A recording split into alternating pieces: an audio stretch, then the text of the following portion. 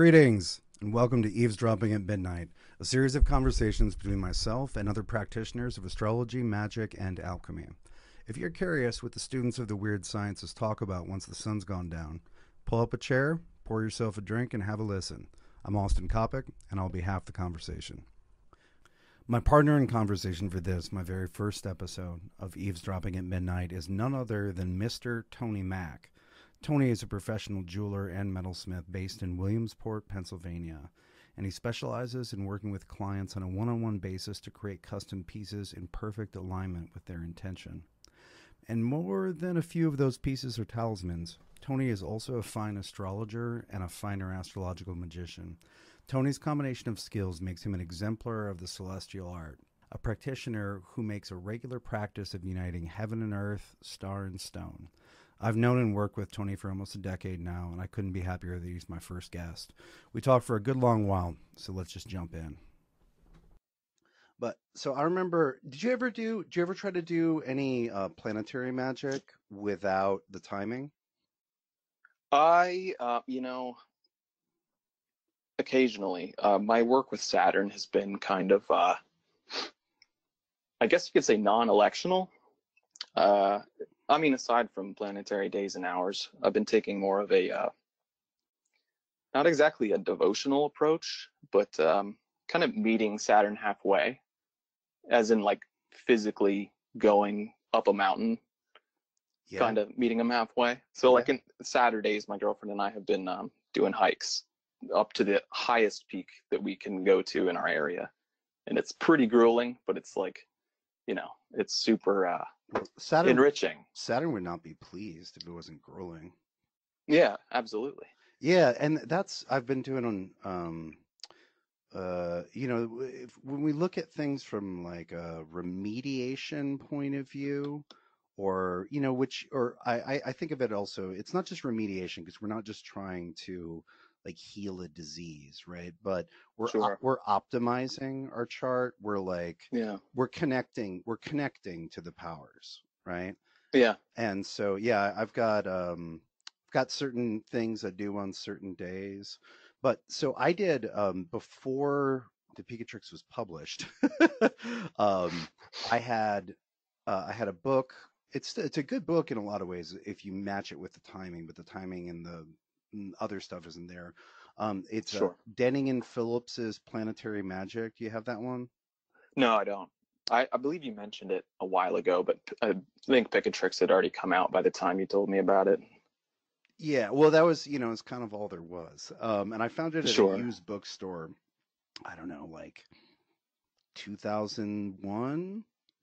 And there were a couple different types of operations in there. It's very like sort of Golden Dawn descended 20th century, Yeah. kind of lodge magic stuff. Yeah. And so the timing was missing, right?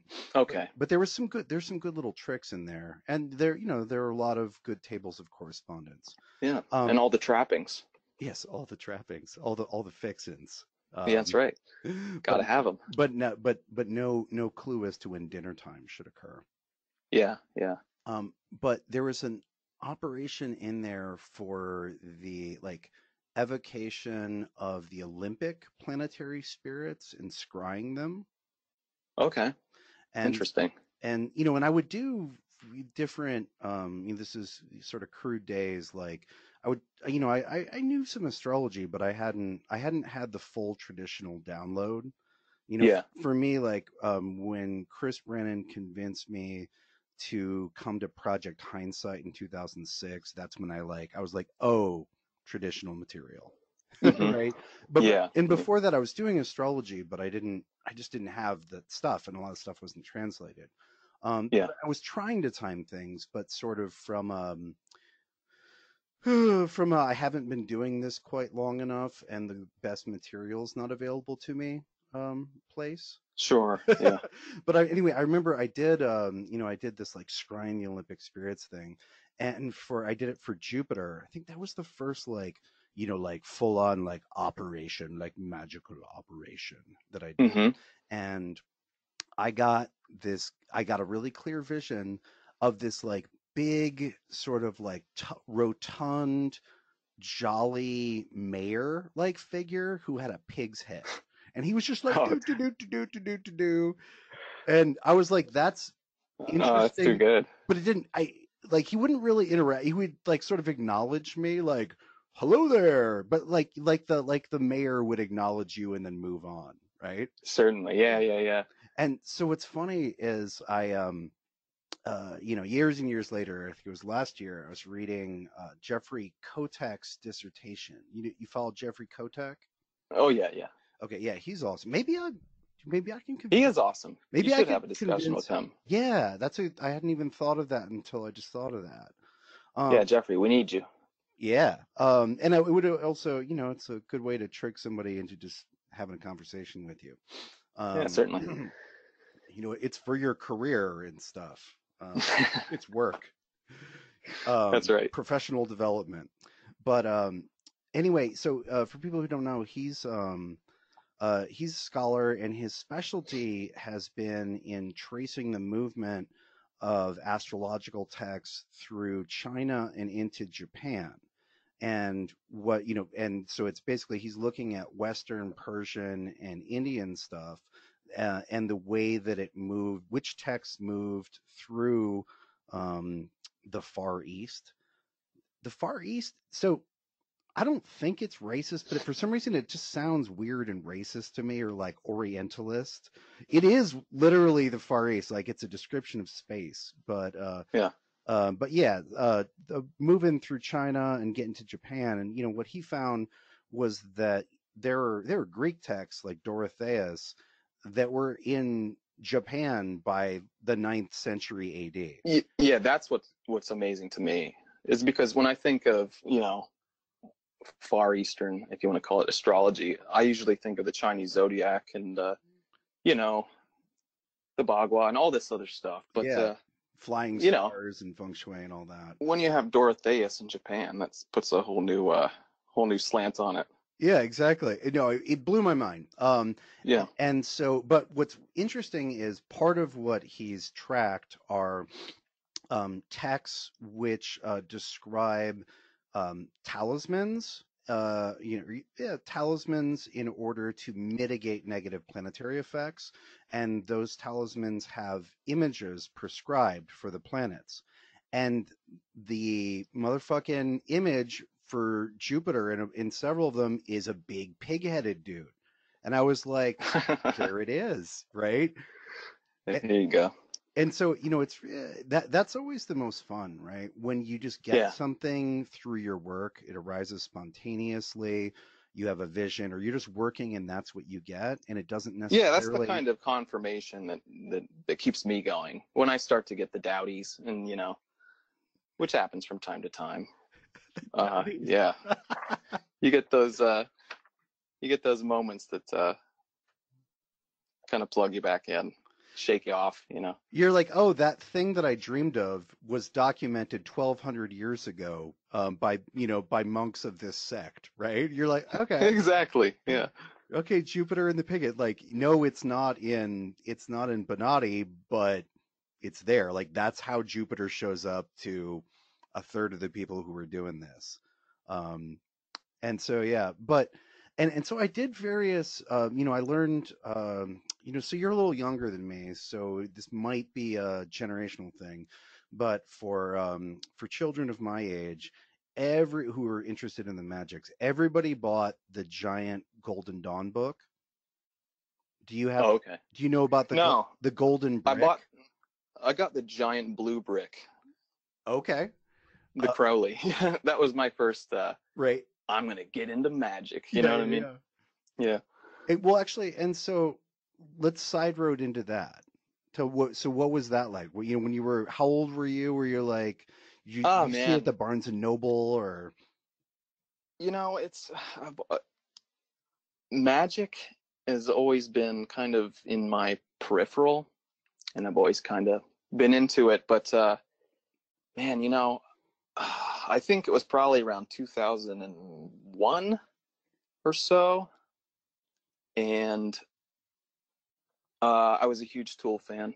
Still am. But Yeah, Danny definitely. Carey, the drummer, had this website that was so cool. It was like just had all kinds of stuff, all these weird pages with the Rosicrucian mysteries and these strange maps of, chateaus in France and all this stuff. But among that, he put up his whole collection of first edition Crowleys, and so I was like, oh, this is super interesting. So I Yeah. started looking up, sacredtext.com or .org or whatever Oh it yeah, is, yeah, yeah.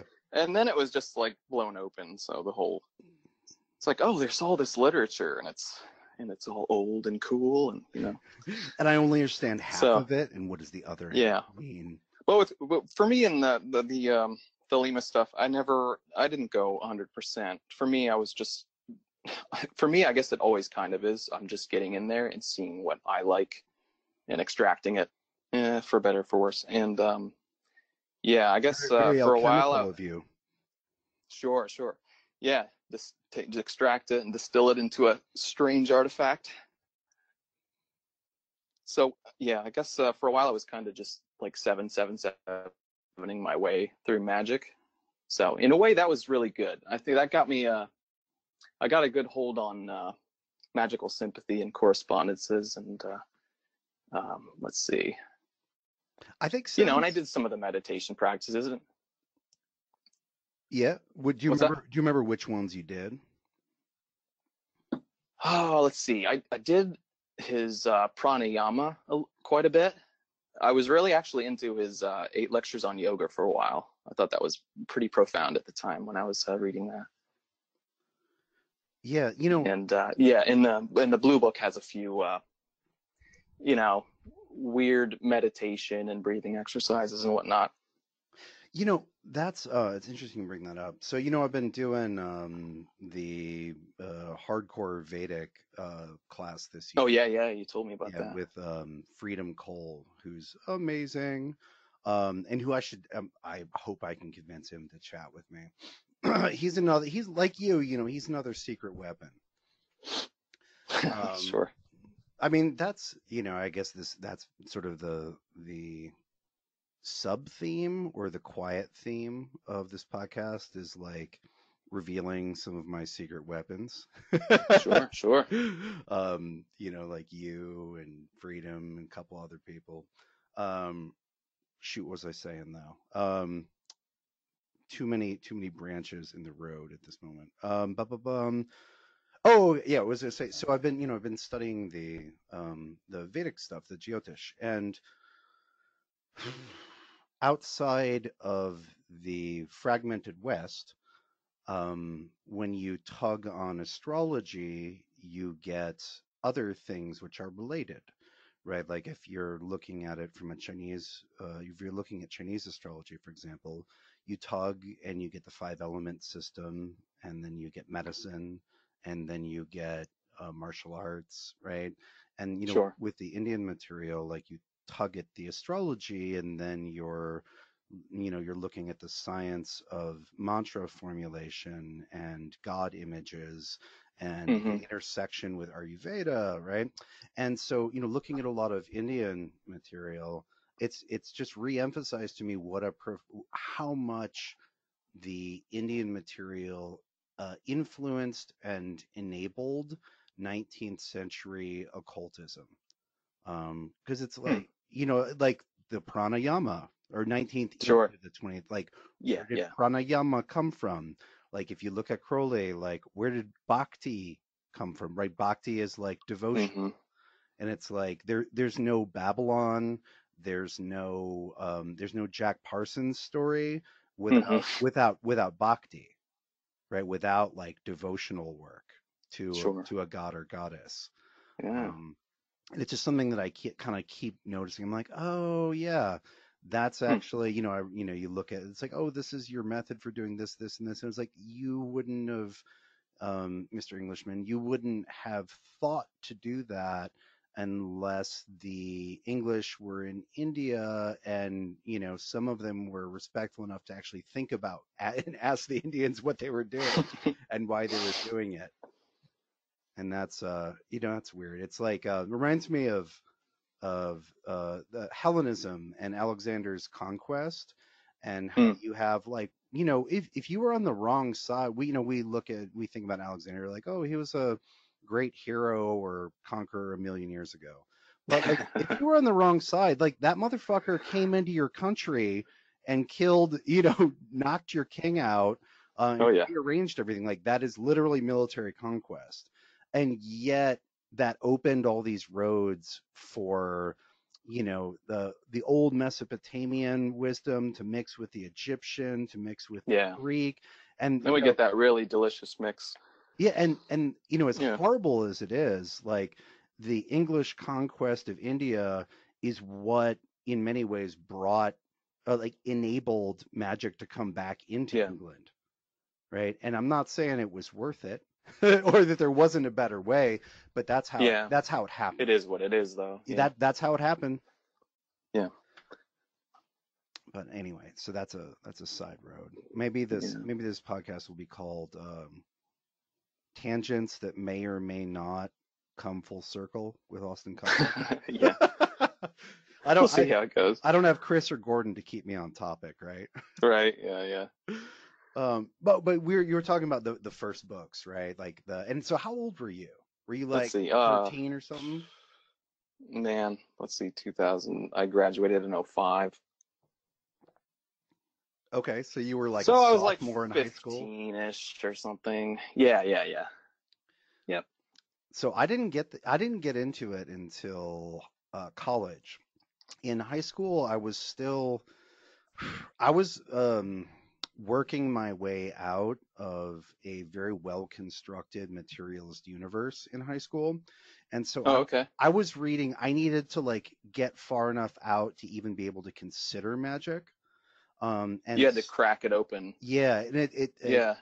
whatever, you know, my karma, my life, I had more to crack open, whether that's from my Yeah. parents Sure. or that's me or whatever.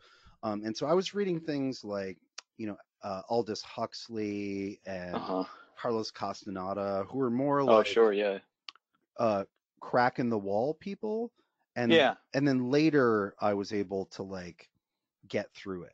You know, and that was actually a huge thing for me was astrology, or that's one of the reasons astrology was so big for me, was that it was it was a way to test whether the universe was actually weird or not. Oh, yeah. Yeah. You know, it wasn't For me, it was yeah, that's what astrology certainly did for me. I mean, I mean, even just getting into astrology, not astrological magic per se, but just, really digging into your chart, the charts of your family members and friends. That'll, yeah, that'll change the way you look at things, most definitely. yeah, well, and you just run the statistics, right? You're like the chances of, you know, my mom and my grandma and her grandma and whatever be all being Pisces for several generations, the chances of that are not good, right? Sure. Yeah. The Yeah. chances of, you know, other grandma having this horrific Mars, Pluto, and Cancer opposite a Capricorn moon and having like males she is close to die over and over and over and over again. Oh boy. Like that's Yeah. exactly what that says, and that's exactly what happened. Like that would be Hmm. pretty extraordinary if that was random. And then Yeah. you see like 10 of these things, you're like, okay, this is this literally like according to my most skeptical rational mind, this can't be coincidence because that's not how coincidence Yeah. works. Exactly. But Yeah. yeah, I owe that to astrology. I mean, I think you can get that with magic, right? Where, you know, you do something in your room, you mumble Hmm. some words in your room at the right time, and then the corresponding thing happens a week later in the world. Yeah. You know, some people crack it open with magic, but for me, it was definitely astrology first. Yeah. But it took me a little bit. So I'm going to jump back onto the timeline. So the first Sure. talismanic, you know, Picatrixian style project I think that we did was the Saturn ring, wasn't it? Yeah. That was my first astrological talisman proper. Yeah. Nice, nice. I That laid the foundation. Yeah. For everything since, pretty much. Awesome. Awesome. Yeah, I'd done some stuff earlier, but I hadn't done, the full metal and stone, right? Yeah, yeah, And so that was the fall of 2011. yeah, yeah. And I believe we had a Kazemi of the Sun and Saturn in Libra in the day and hour of Saturn. Yeah, it was pretty baller. It was a good one. It was pretty baller, yeah. Um, and you know what's interesting is that weekend was the high point of the Occupy movement. Oh, is that so? Yep. Interesting. And it was like literally that was like the highest point, which is because it's Saturn in Libra. And justice for all, you know? Yeah, it's like no, we're calling you out, and that was before it got infiltrated and before all the stuff. But Yeah, yeah, we just happened, we didn't just happen to pick that moment. We picked a yeah. moment when those forces were strongest, and that was And that, for me, the Saturn talisman, that's when, I mean, working on that piece, that's what really, when it really all sank in, like, oh, this is really real. This is powerful stuff. Because things started happening in my life around the time I was working on those rings that were just like pretty amazing, yeah, pretty amazing. yeah, that And also, in hindsight, the I don't know how I made those rings. Like the technical skill required of me was like I could do it again now, but at the time, it's almost a miracle. you rose to I the mean, occasion. Well, oh, certainly, I yeah, remember, I remember us going back and forth about the how of it, right? yeah, I was like, I don't know, can we make rings out of lead? And right, right, no, obviously not. But yeah, you did a ring and then you left some like deep grooves in it that you then filled with lead and then did hmm, did some of the sigils into the softer lead, but the yeah, lead like I've never had to like that ring still has the lead is still in place perfectly. excellent, good, good, But good to know because I haven't done anything like that since. So oh, I love that. That ring yeah, was both like brilliant technically, and it was just it's still one of my favorite talismans because it's exactly what it should be. yeah, yeah, Like there's no, well, it could have been a little bit more of this, or oh, we should have done that, right? yeah, yeah. And I believe part of my contribution to that one, correct me if I'm wrong, was doing the Kamea, the magic square of Saturn underneath the area where the stone was set. Under the stone, yeah, yeah, I yeah. mean, That you tiny actually little, did it, but that was my idea. yeah, yeah, yeah. That was excellent. Yeah, and you couldn't do that with the moon, right? Because it's a Right. 9 by 9, but with the Saturn square being 3 by 3, it was possible. Yeah. Um, Oh, you know what else is interesting? After you came to me with that project, I actually started working for an established goldsmith in my town here, who is a Libra, and her father would be in the shop all the time. This old guy, kind of a dry sense of humor, little crotchety, yeah. but he was awesome. But he was a stone carver, and I remember, yeah, you were like, I really want a pyramid shaped onyx we're gonna go with, and I looked and looked and I couldn't find anything. I was like, you know what? I actually know this old guy who cuts stones. So yeah, your Saturn stones were literally cut by a very Saturnine figure. I remember that. I remember he took his sweet ass time too. Oh yeah, yeah, he did.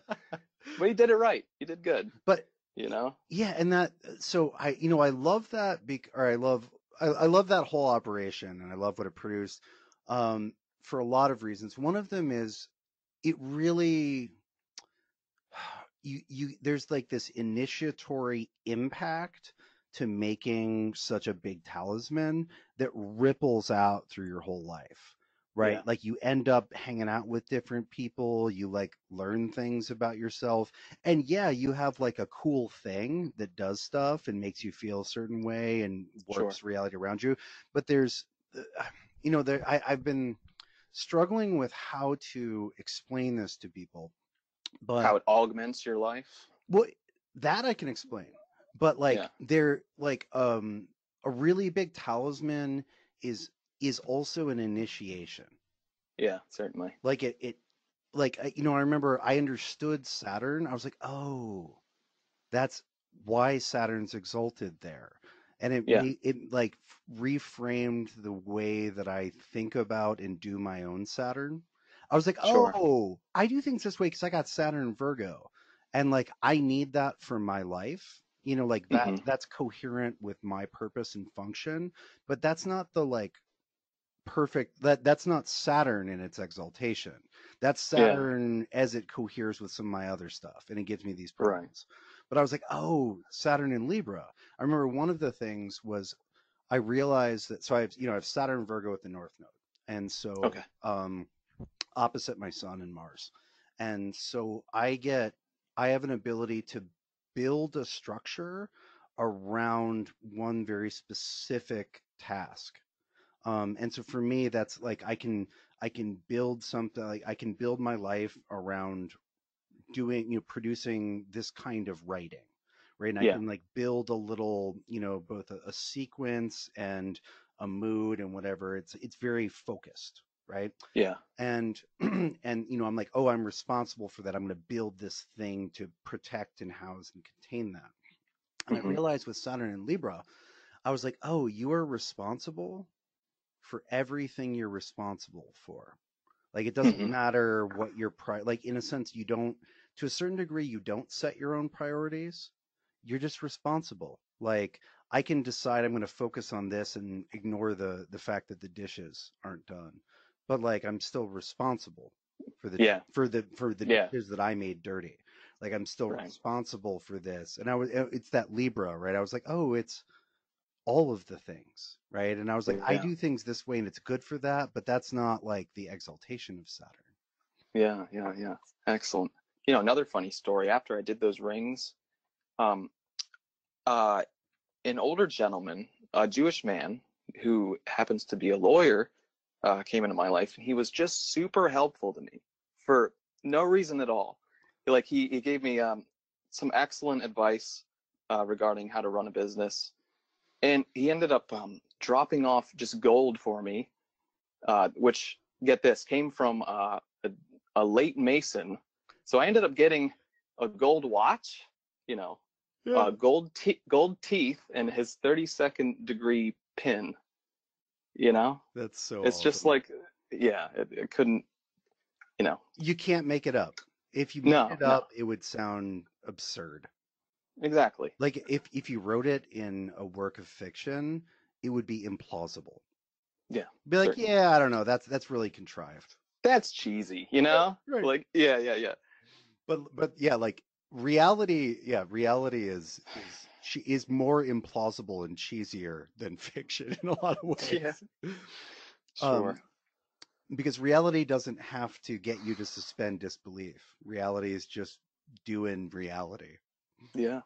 Um, oh, I was going to say that's so good. And not to get all ethnic, but in the Picatrix, for the calls or the conjurations or petitions, whatever you want to call them, we're like, oh, Yeah. it says, okay, for Saturn, dress up like a Jewish person because Saturn knows about them. Yeah. Their Sabbath is on his day. And Yeah. so, he's familiar with their revolutions, right? Yeah.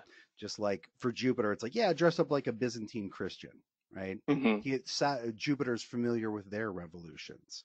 And these things show up in practice, right? Like the lawyer Saturn, who happened to be Jewish Saturn guy Hmm. shows up, gives you gold Saturn, and that's actually really interesting because it's interesting to hear you because you work with materials, and that's just part of your life structures. Things show up and are created in a very literal material way.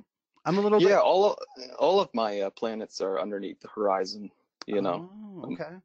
Where very into the stuff. You know. Yeah, what so I'm so abstract. Like the only thing that I think about is my body. And I'm always Sure. interested in like messing with my body and I'm like, "Ooh, I could make my body have this quality if I did this for, 20 minutes a day for a year. But Yeah, yeah. I'm very detached Super from, useful for your martial arts, though, well, for and sure. that's why I'm interested in martial arts, right? I'm like, Oh, sure. Yeah, yeah. my thing is my body, and I kind of forget about everything else. Sure. But and so things tend to, but Oh, I have the opposite problem. oh well, and Kate, my wife, Kate's a thing person. Kate's like materialization, and so, Sure, she's sure. really, she has a real talent for that. But Yeah. for me, like things show up, the signs and the repercussions and the ripples from operations show up in whatever level your reality is at, right? Hmm. And so, for Yeah. me, I get dreams and I get this and that, and ideas. And I get events too, but I'm just a little bit more abstract. But what I wanted to get back to was all of the gold themes Yeah. that were ripples from Saturn, because one of the things that's in the Picatrix over and over again is the this association of Saturn with gold. Yeah. Yeah. And That was a surprise to me, right, you know? because you think gold, you think sun, right? Yeah, certainly. Yeah. And but it's there. Like, Right. you see it It's like, there over and over again, too. I think Alberuni, a few others. yeah, There's it's, a, but yeah. and like, like sometimes you read a correlation, right, in a book, Yeah. and you're like, well, that makes perfect sense. But then sometimes Right. you read something, you're like, well, what does Mercury have to do with glass, right? Or what? Right. Yeah. Yeah. Saturn Yeah. and gold. Saturn's not shiny and bright and incorruptible, but then you do the work, and then gold shows up. Hmm. And sure, gold is also sun, right? You do solar work, Hmm. and sure, gold shows up, and you've got that like classic metals planets thing from alchemy, like Yeah. Yeah. sun, gold, moon, silver, et cetera, et cetera. Hmm. But then you see something that violates that, and it doesn't make sense, but it happens. Yeah. Yeah. And and that's part of, I don't know. I think some people, some wait, no, there's a part of everybody that wants to, and some people lead with this, that wants to understand everything first and understand the logic of it first, and then do the thing and know exactly what to expect. Yeah. But that's not science. No. Right? Yeah. Science is you do the thing, and then Yeah. you write down what happens, Yeah. and you compare it with what other people have gotten. And you might not understand why, but you understand that you admit that it happens, and then you work on why, rather than trying to get it all figured out ahead of time. Yeah. And maybe that's That's like, the approach. Yeah. maybe that's our like 19th, but you have to understand at least some of it, or else you can't do the operation, Yeah. right? Exactly. Exactly. But yeah, it's such fun stuff. So I was telling you about this the other day. So I did a thing with my kung fu brother Ashley. We were gonna make some iron palm liniment. So Ashley Ayers. yeah, Ashley Ayers, dude. Yeah. I've known Ashley for 20 years. He was the Yeah. other guy who was super into martial arts at the tiny college that I went to. And so Yeah. we were in the gym brawling, for 20 years. Oh, good stuff. He Yeah. was the first person who convinced me Kung Fu was not bullshit. Oh, really? Yeah, Yeah. he'd done Mantis. Actually, so fun story. So Ashley's in high school, his Mantis Sifu, which I believe is Sifu Manny Rodriguez, is the guy who did all of the choreography for the Mantis style practitioner in Avatar: The Last Airbender. Oh, really? Oh, Yeah, that's interesting. yeah, Very cool. yeah. Anyway, so little Hollywood connect. Yeah. And Yeah. Manny is terrifying. Um, there's an awesome YouTube video of him working with some of the people, just demoing stuff. And Mantis hands are terrifying, and Mantis spirit is terrifying. Because Yeah. Yeah. with animal styles, Get in. Yeah. Get into that mantis headset. yeah, you take on the Interesting. spirit, right? Because Hmm. a strategy proceeds from spirit, right? So, Tiger, for example, I remember my teacher when my mid 20s. Stephen Watson, who's a story and a legend unto himself, right? But he was talking about, I remember him talking about Tiger, and he was like, he's like, when you're doing Tiger, you assume that you can fuck anything up. Like nobody's Sure. going to stand against you because you're a goddamn tiger, right? Yeah. And Yeah. so and Tiger has this quality of being. It's sort of like the angry snowblower, like you just roll over them and shred them Sure. Yeah. and you're just waiting for the moment to pounce and begin the snowblower protocol, right? Yeah. And so with See, mantis, now that's very mammalian. So that's like, I feel like that would be easier to get into. But with mantis, it's so alien well, or something. yeah, well, and when you do the body posture for mantis, because like, so what what's interesting, this is sort of accidentally also the talismanic art, right? Because the talismanic art is how form can house spirit and how some forms can house certain spirits, right? Yeah. Yeah. And so when you do the posture for mantis, it makes you start feeling that way. You Hmm. feel twisted inside out. It feels unnatural. You're like twisting against the grain.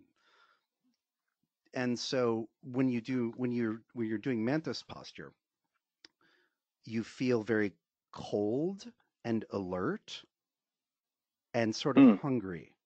Like there you get that sort of alien, almost machine like head rotation where you're like, are you food or a threat?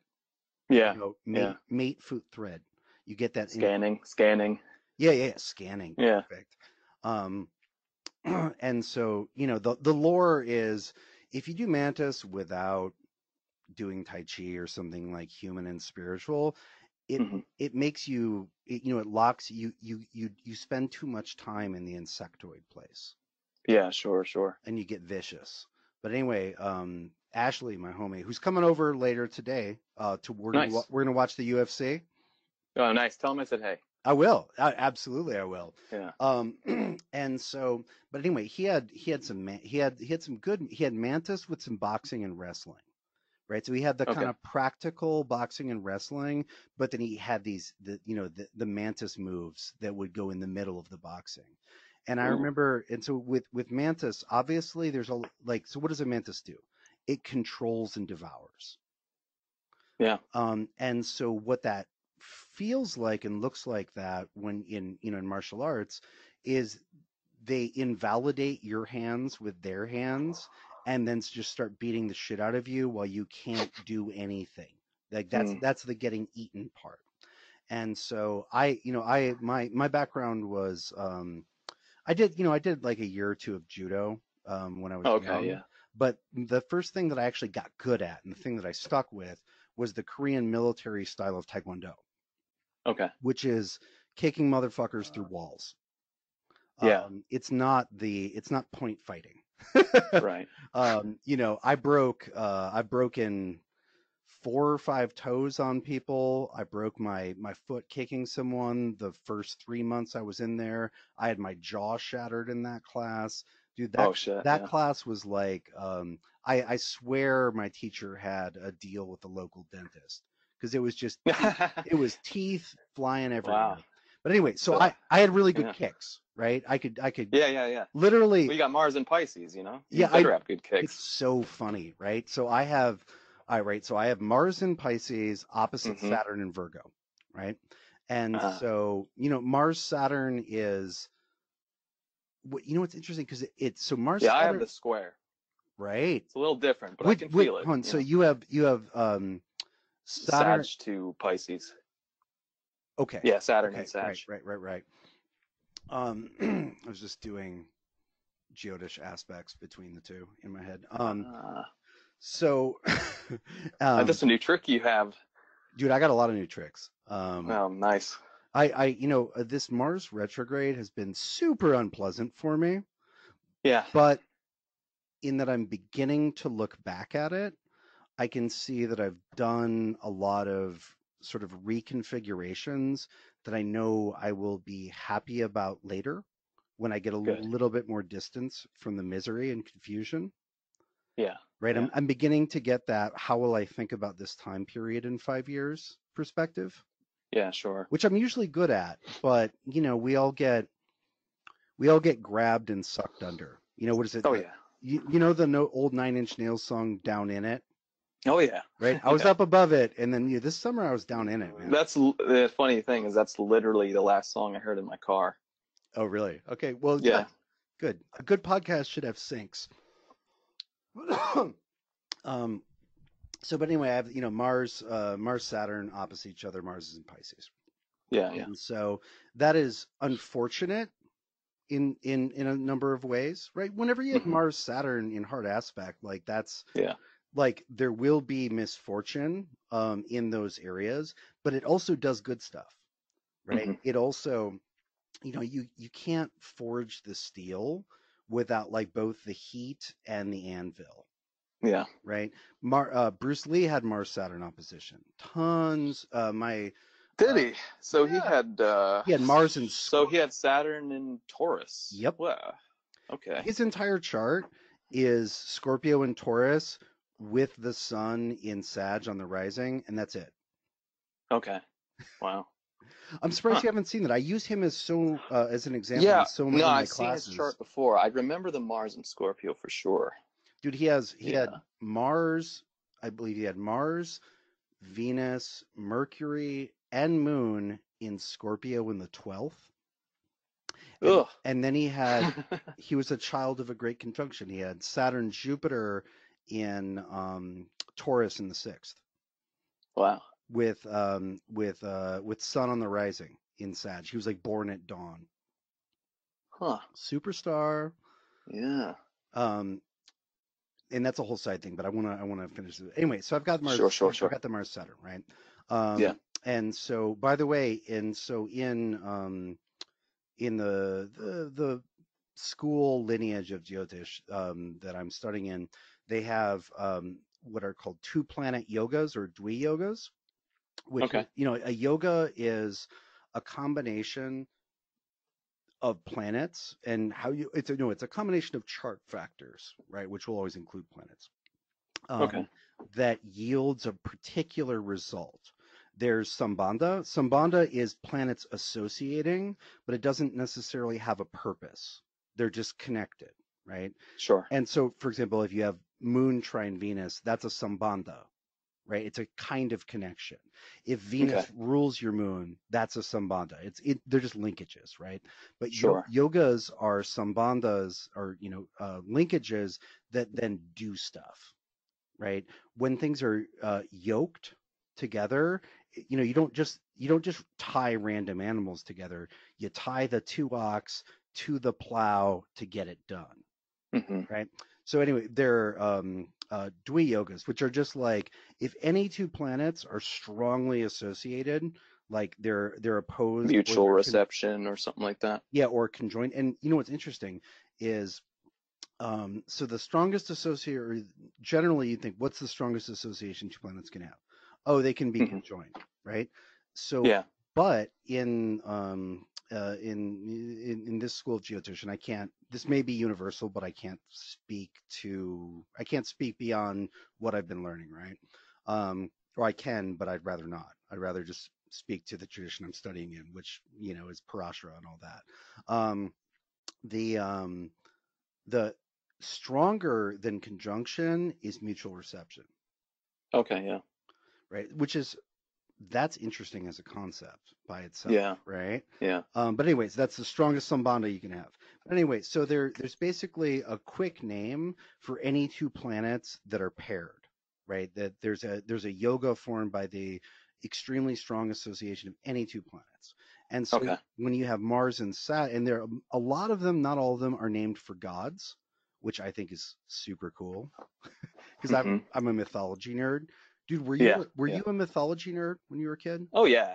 Yeah. Yeah. Well, I mean, it's kind of embarrassing. I wasn't a very bookish kid. I was just really into everything. But if I did really get into something, I would go balls deep. But it's not. So yeah, but I am a fan of mythology for sure. Well, again, And was. not everybody's a like My brother is one of the brightest people I've ever met, and he's not a huge reader. That's just not Hmm. his medium. Um, Yeah. he's a music person. He has crazy talent in visual arts, and he'll read things and he can write well when he chooses to. But like Yeah. that's just not his thing. And I think Yeah, I can relate. Yeah, and I certainly. and I think our culture really strongly favors the like the words. The word. Yeah. Like I'm a very verbal person, and so everybody was like, "Oh, you're super smart because you're good at words."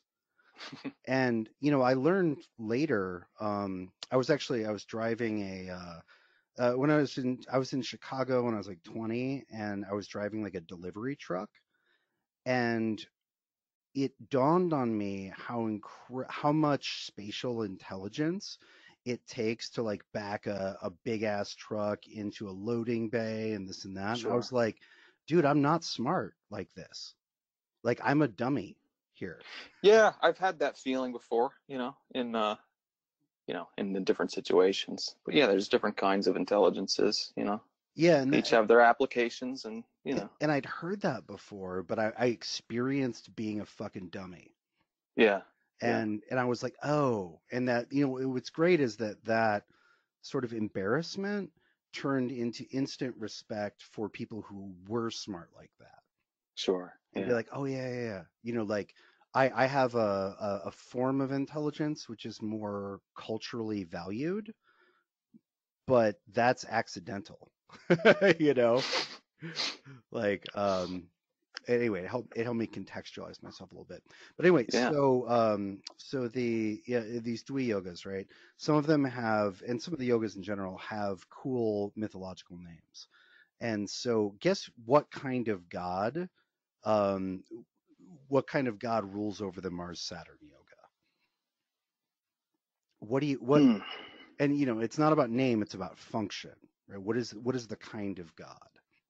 I'm thinking something having to do with spreading plagues around everywhere. Does that work? Not bad. So it's Yama. Treading on skulls. Yeah, it's death god yoga. Okay. Yeah. It's Yeah. Yama yoga, right? Yama is Indian Pluto, Okay. Okay. right? And so what's interesting is I started, I learned about Yama yoga. I was like, ooh, I got Yama yoga, right? Right. Yeah. Yeah. And then I started looking at the charts of the various people that I trained with in martial arts, my Hmm. teachers and some of my kung fu brothers. And I was like, oh, everybody has Yama Oh, yoga. really?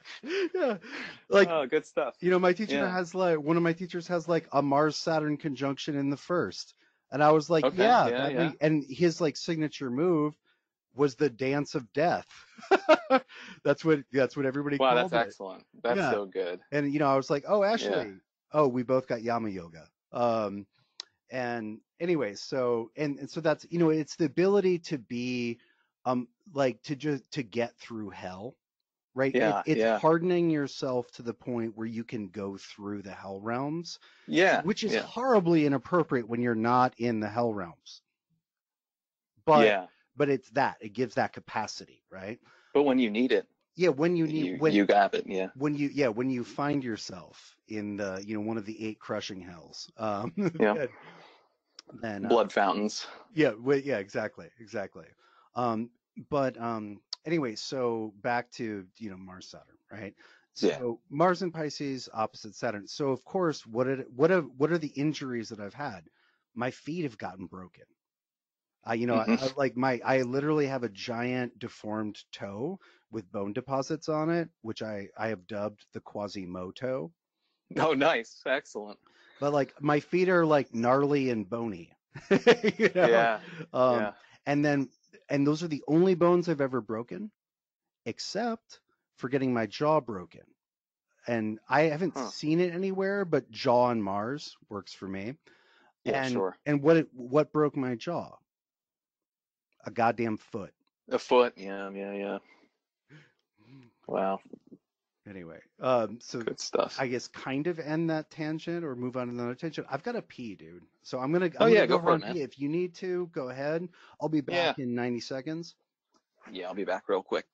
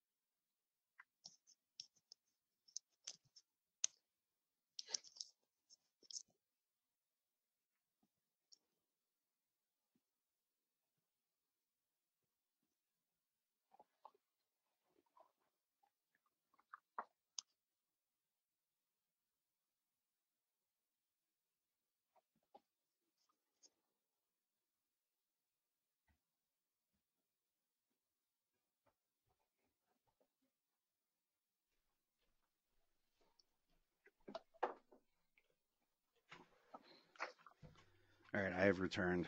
Hey, hey.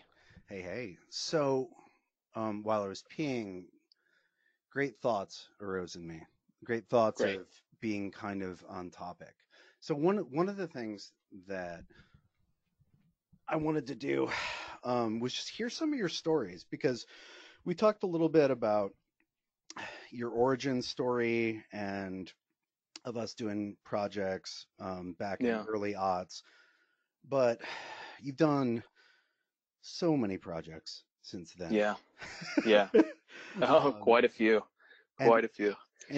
and so I was really hoping to get like one story of like amazing success and one Hmm. story of hilarious failure, or not Let's even see. not necessarily even failure, but just like I have a few stories. Let's bizarro see. side effects. Oh, I got one good bizarro one All right, here. wait. Let's see. I think it was, I don't know when it was. A couple of years ago, maybe 6 years ago or so. Okay. Uh, Garisa posted a election in the Picatrix assembly. It was like some weird, and it was for like that night or something, Look, or like the can day we take a after. second to explain the Picatrix assembly to people? Oh yeah, sure, certainly. Yeah, that was an online group, a secret Facebook group that was up for a few years with the likes of yourself and I, Garitza, Eric Purdue, Cliff Lowe. Let's see, a couple other people, and yeah, it's kind of the it was a great place for me. It was a Oh, great place to it was yeah, awesome. And we were yeah, all arguing with each other all oh the yeah, time about principle, about technique. hmm, Everybody like kind of thought they knew what they were doing, and we kind of were all learning, oh yeah, which yeah, is like a characteristic of like early days, right? Is you're yeah, you're yeah, much yeah, more certain than you are when you actually know what you're doing. When you actually do know what you're doing, you like you're like, well, we'll see. But when you're yeah, like yeah, learning, you're like, I learned this and I know hmm, exactly what the thing is, and I read the text and you're wrong and I'm right. yeah, yeah, But it was an awesome forge. It was an awesome forge. yeah, And absolutely, you know, absolutely. we it forged legends. And they were It they was were very, yeah, it was very fruitful. It was very fruitful. anyway, so that was the Picatrix assembly back in the day, just for for everybody. But please So go on, sir. there's a weird talisman in Picatrix. It's in, I forget which book, but it's let's see. It's a fishing talisman. The description is like to have fish gather around, which will produce great miracles or something like that. And the directions were the the instructions were. Oh no, I was like, yeah, okay, fishing talisman. This is gonna be awesome. Um, let's see. It was okay. Yeah, put Moon and Mercury rising in the second decan of Pisces, and that's it. And throw it in the river, and fish will gather. That's what it read. And an election came up that fit the description. So Carissa posted and was like, hey, let's try this. And I was like, oh, you know what? I have this awesome mold of a Pisces symbol that I already have made, you know, two fish swimming around each other in a circle, kind of like locked in together in the center. I was like, yeah, I'll cast that. I'll cast that on this election. And then, you know, I'll take it to the river and what the fuck, we'll see what happens. So I ended up, I prepared it, I cast it. And, you know, it was kind of, I wasn't ready. You know, I hadn't really prepared. It was just, you know, astrological magic isn't something you just want to decide, oh, I think I'll do this now, and not really have your shit together. So I had a very sloppy petition. I didn't know if I was really going to petition the moon or was I going to go for the second decan of Pisces. So I just went for the moon, and my petition wasn't very specific at all. You know, it was just all, the whole thing was just very sloppy. So anyway, I cast the piece. Turns out fine. And my left ear started like feeling really bizarre. And then like my hearing started getting a little bit muffled. And within about an hour after casting the piece, I completely lost hearing in my left ear. Oh no. Like totally. Yeah, it was crazy. And so did you have did you have one of those, oh God, I've how should we say, oh God, I've done the wrong magic and now I shall pay moments? You know, not really. It was just so weird and confusing and yeah, frightening. And it happened so fast too. So I went to the emergency room and yeah, the nurse comes in and she takes a look and she's like, oh yeah, I'll take care of you. Just hold still. She leaves and comes back. And she's got this weird apparatus with a squirt bottle or something, sticks it in my ear and starts spraying. So I had just like wax had just built up and completely filled up my ear to the point where there was like a huge, like marble sized, this is disgusting, I'm sorry, but a huge marble sized glob that came out. Wow. And so you think about the like kind of mucousy, phlegmatic nature of Pisces. Oh, definitely. And like that in combination with a very sloppy petition / election, you know, I don't know. That was probably the most bizarre one. Well, and that's so interesting because it brings up the causality of the whole thing, because it's like your body didn't produce that in those 2 hours. Yeah. But that's when it hit that critical mass when it affected your hearing. And that timing of that is not a coincidence. Yeah. Right. And so very weird. And, you know, Mercury, as far as like hearing and speaking, right? And in Chinese medicine, Mercury rules the ears. Yeah. It's, that's really, that is bizarre. You know, I've had one hearing loss due to wax in my entire life, and it was during the Venus retrograde in Scorpio in the fall of 2010. Interesting. Which we're coming up on a repeat of. But it makes me think about the water signs as being traditionally mute, and so maybe they're also deaf. Ah, interesting. Yeah, hadn't thought of that. But let's see. I have a horror story. Oh, good one. Even better. Yeah. So let's see. This is when I thought, ooh, I'm getting pretty good at this. I'm starting to, but I didn't know what the fuck I was doing. My elections were still bad. You know, I had just gotten Picatrix not long ago. Let's see. You can look up the date if you want. September 4th, 2012. Okay. I had Mars in Scorpio on the midheaven, and Pluto on the ascendant, and the moon opposite Mars in Taurus. Okay, maybe conjunct Algol, I don't even know. But anyway, it was just, you know, obviously, you know, with the moon, you can see I didn't know what I was doing. To me, it was like, oh, this is a badass Mars election. Look at it. It's got everything you want. So yeah, I prepared an amazing body for it, you know, awesome scorpion design, you know, huge garnet. The design I still use today, but But yeah, no, this thing was pretty terrible. It was pretty terrible. So after making it, let's see, I felt like, ooh, this is powerful. I could tell. I took it upstairs and I showed Sarah, and she was holding it. And like the weirdest thing, we just like immediately got into the worst argument. Like it was so bad. It was terrible for like who knows for what reason. Well, and Marshall's your seventh, right? Yes, it does. Okay, yeah. Yeah. So I was like, okay, well, that's weird. All right, so took it back and took it downstairs. I was like, maybe I should put this thing away. But I could always feel it down there. I was living in a different house at the time, and it was down my workshop was down in the basement. And I was just like, oh, yeah, it's down there. What am I gonna do with this thing? Why did I even make this? And but I became obsessed with it. In a weird way. And then I ended up losing it. Oh, can you still hear me? Yeah. Okay, it like dropped out for a second. So I ended up losing it, which is really weird because I always kept it in the same spot, which no one else knew because I'm super secret about it. with my awesome Mars and Scorpio talisman. And oh man, I like started freaking out. I started like losing it. I was just ripping my house apart looking for this thing. I was going through my head and thinking, who's been in my house? Making a mental note of all my friends, who are in here. I was like, who would want to take it? It was, I became so paranoid, and it was just so icky, and then I found it. Oh my God, it was like the One Ring. I mean, without the benefit of invisibility. Right. It was They're trying to steal my power. They covet my power. Yeah, that's exactly how I felt.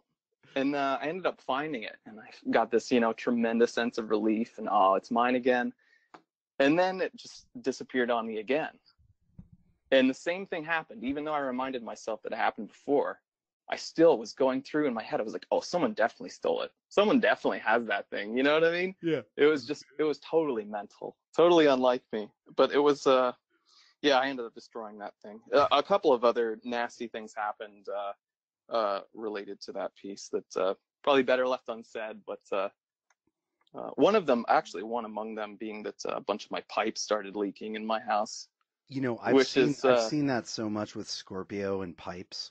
It's that fixed water, right? Like pipes create the tunnel for fixed water. Yeah.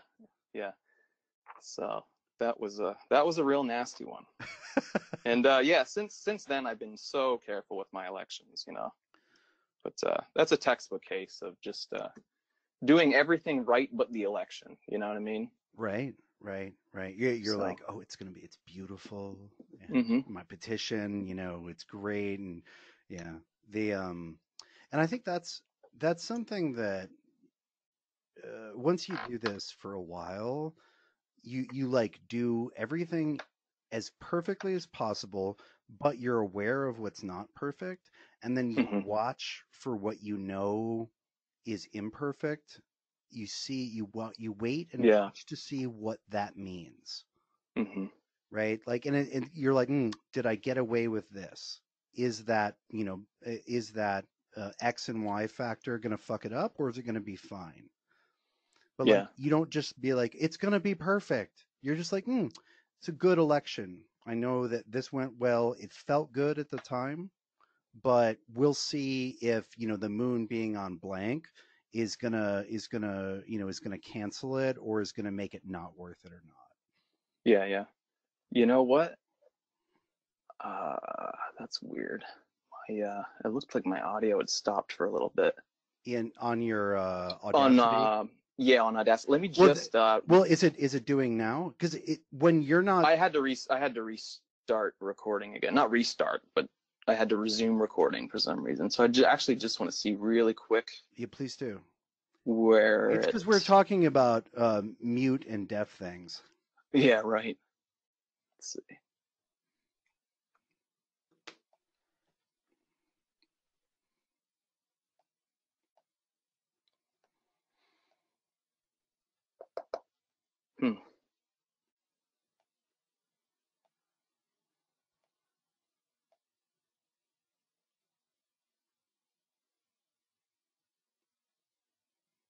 I think I'm gonna just save this now really quick.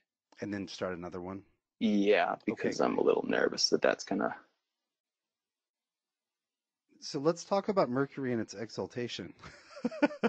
let's bring Yeah, let's right. let's bring the spirit of Mercury and its exaltation in Virgo, where it is now, into this conversation, rather than the spirit of Mercury in its fall in Pisces. And so the election for this conversation is the moon applying to a conjunction with Mercury in Virgo. And so, the idea was hopefully to get some quality conversation out of that. Whoa. Okay, one sec.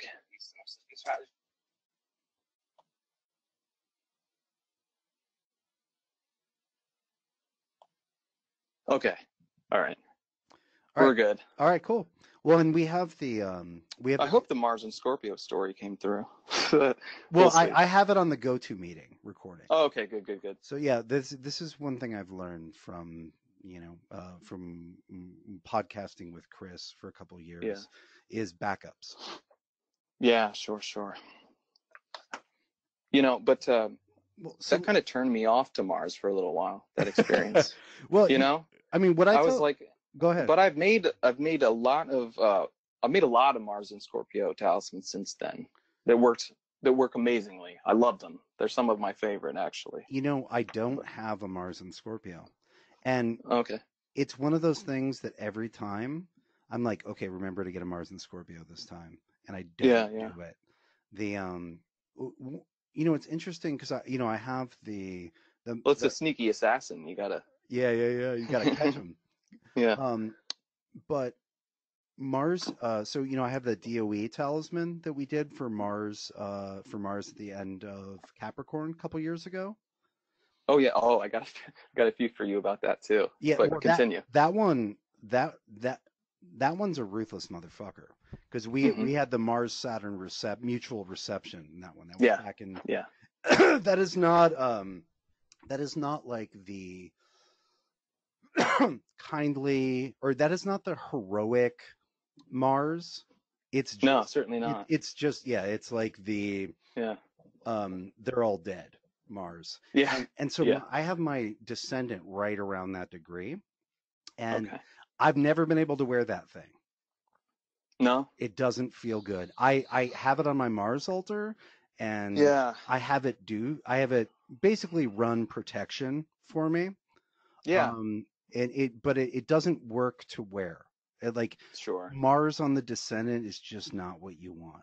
Yeah. I No, I can feel you on that. I can wear any of the rest of my stuff, but what I came to after Mars and Scorpio, the end of last year and early this year, is I was like, oh, this is my favorite Mars. This feels fantastic Hmm. for me. It's by far my favorite as well. I Yeah. love it. It for me, it's my fifth. I feel really, it's trine my sun and natal Mars. Hmm. I feel powerful and creative and energetic. Like I'm like, I just want to get it done. It's gonna Yeah. be so Yeah. good. And I like And there's like a sense that if you want something, you can fucking get it. You can. You know what I mean? It really, I don't know. That really sinks in with that energy. yeah, I love Like, it. and if you think you can get something, it'll show you a way. But it may not be pretty, Yeah, well, but it'll offer possibilities to it, you. Yeah, certainly. it's that that river energy, that fixed water energy. It's like I'm Yeah. gonna go around the rock. I'm gonna find a way through, that penetrating quality of water, which is Yeah. fixed in its objective but flexible in its path. Yeah. Yeah. And I might like Mars and Aries too.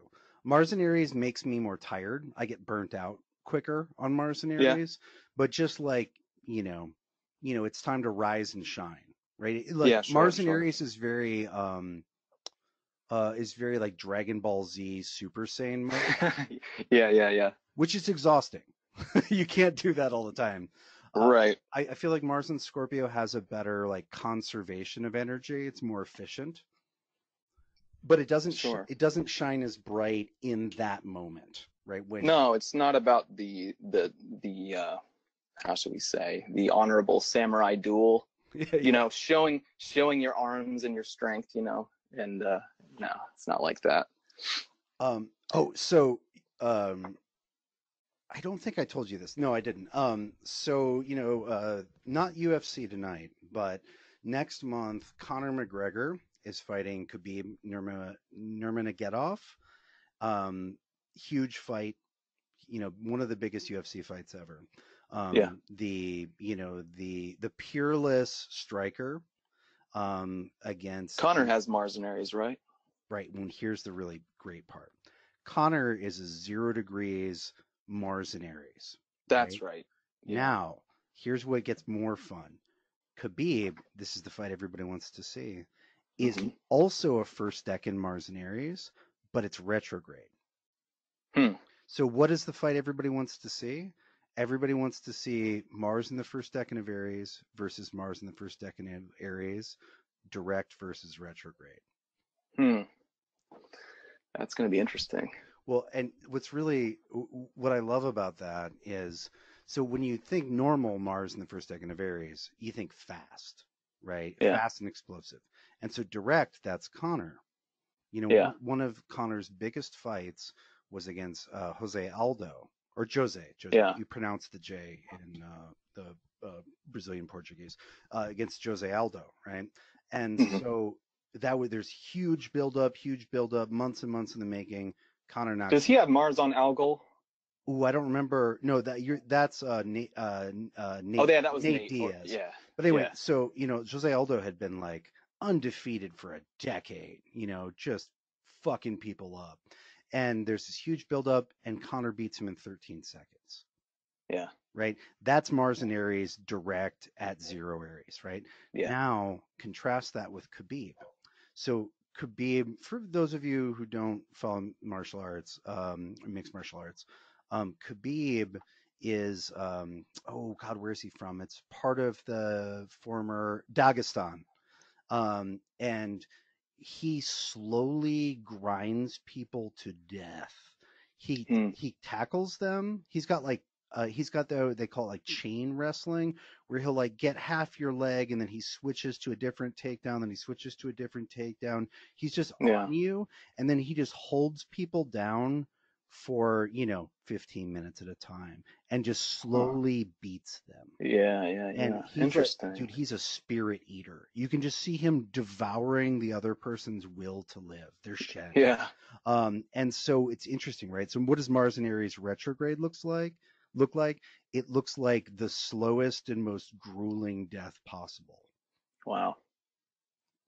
Brutal. And so, and what everybody says about the fight is like, oh, it's going to go one way or another.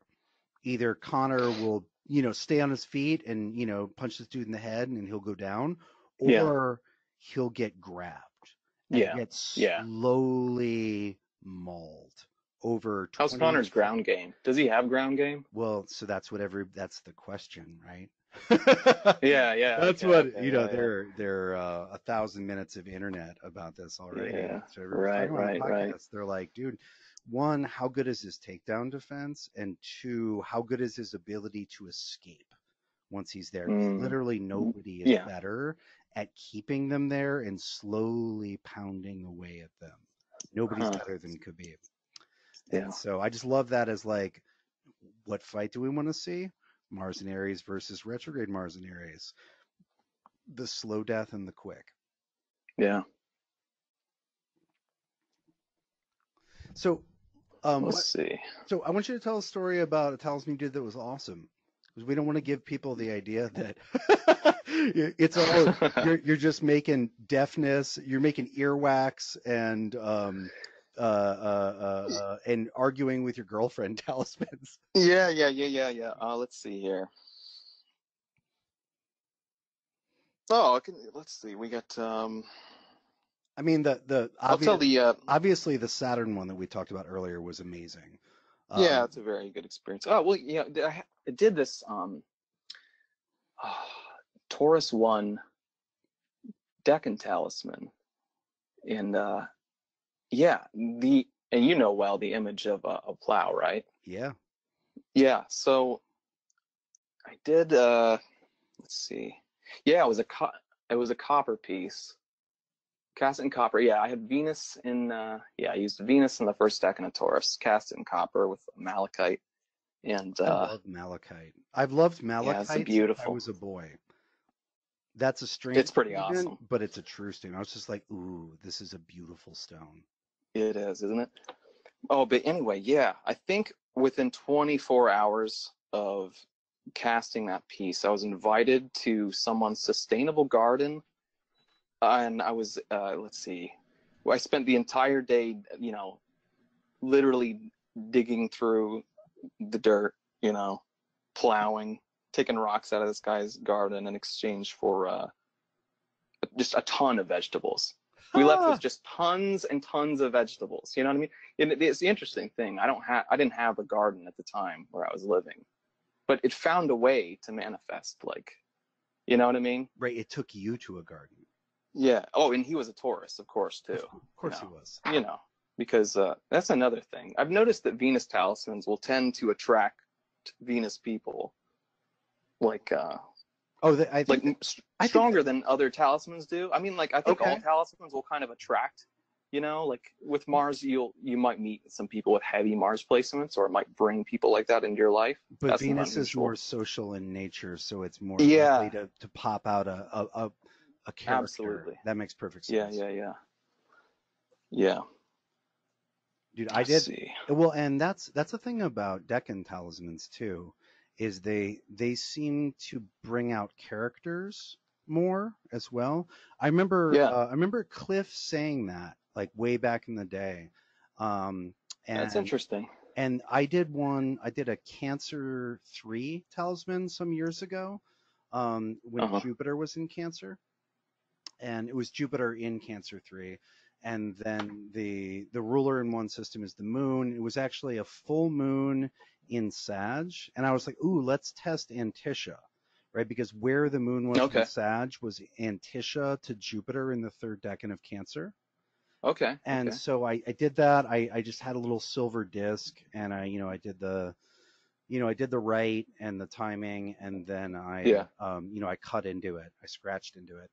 And what's really interesting about that is shortly after that, I was contacted by a friend of a friend who who desperately wanted to learn astrology from me. Yeah. And I ended up going to his house and tutoring him for, maybe once a week for like 6 months. Sure. And Yeah.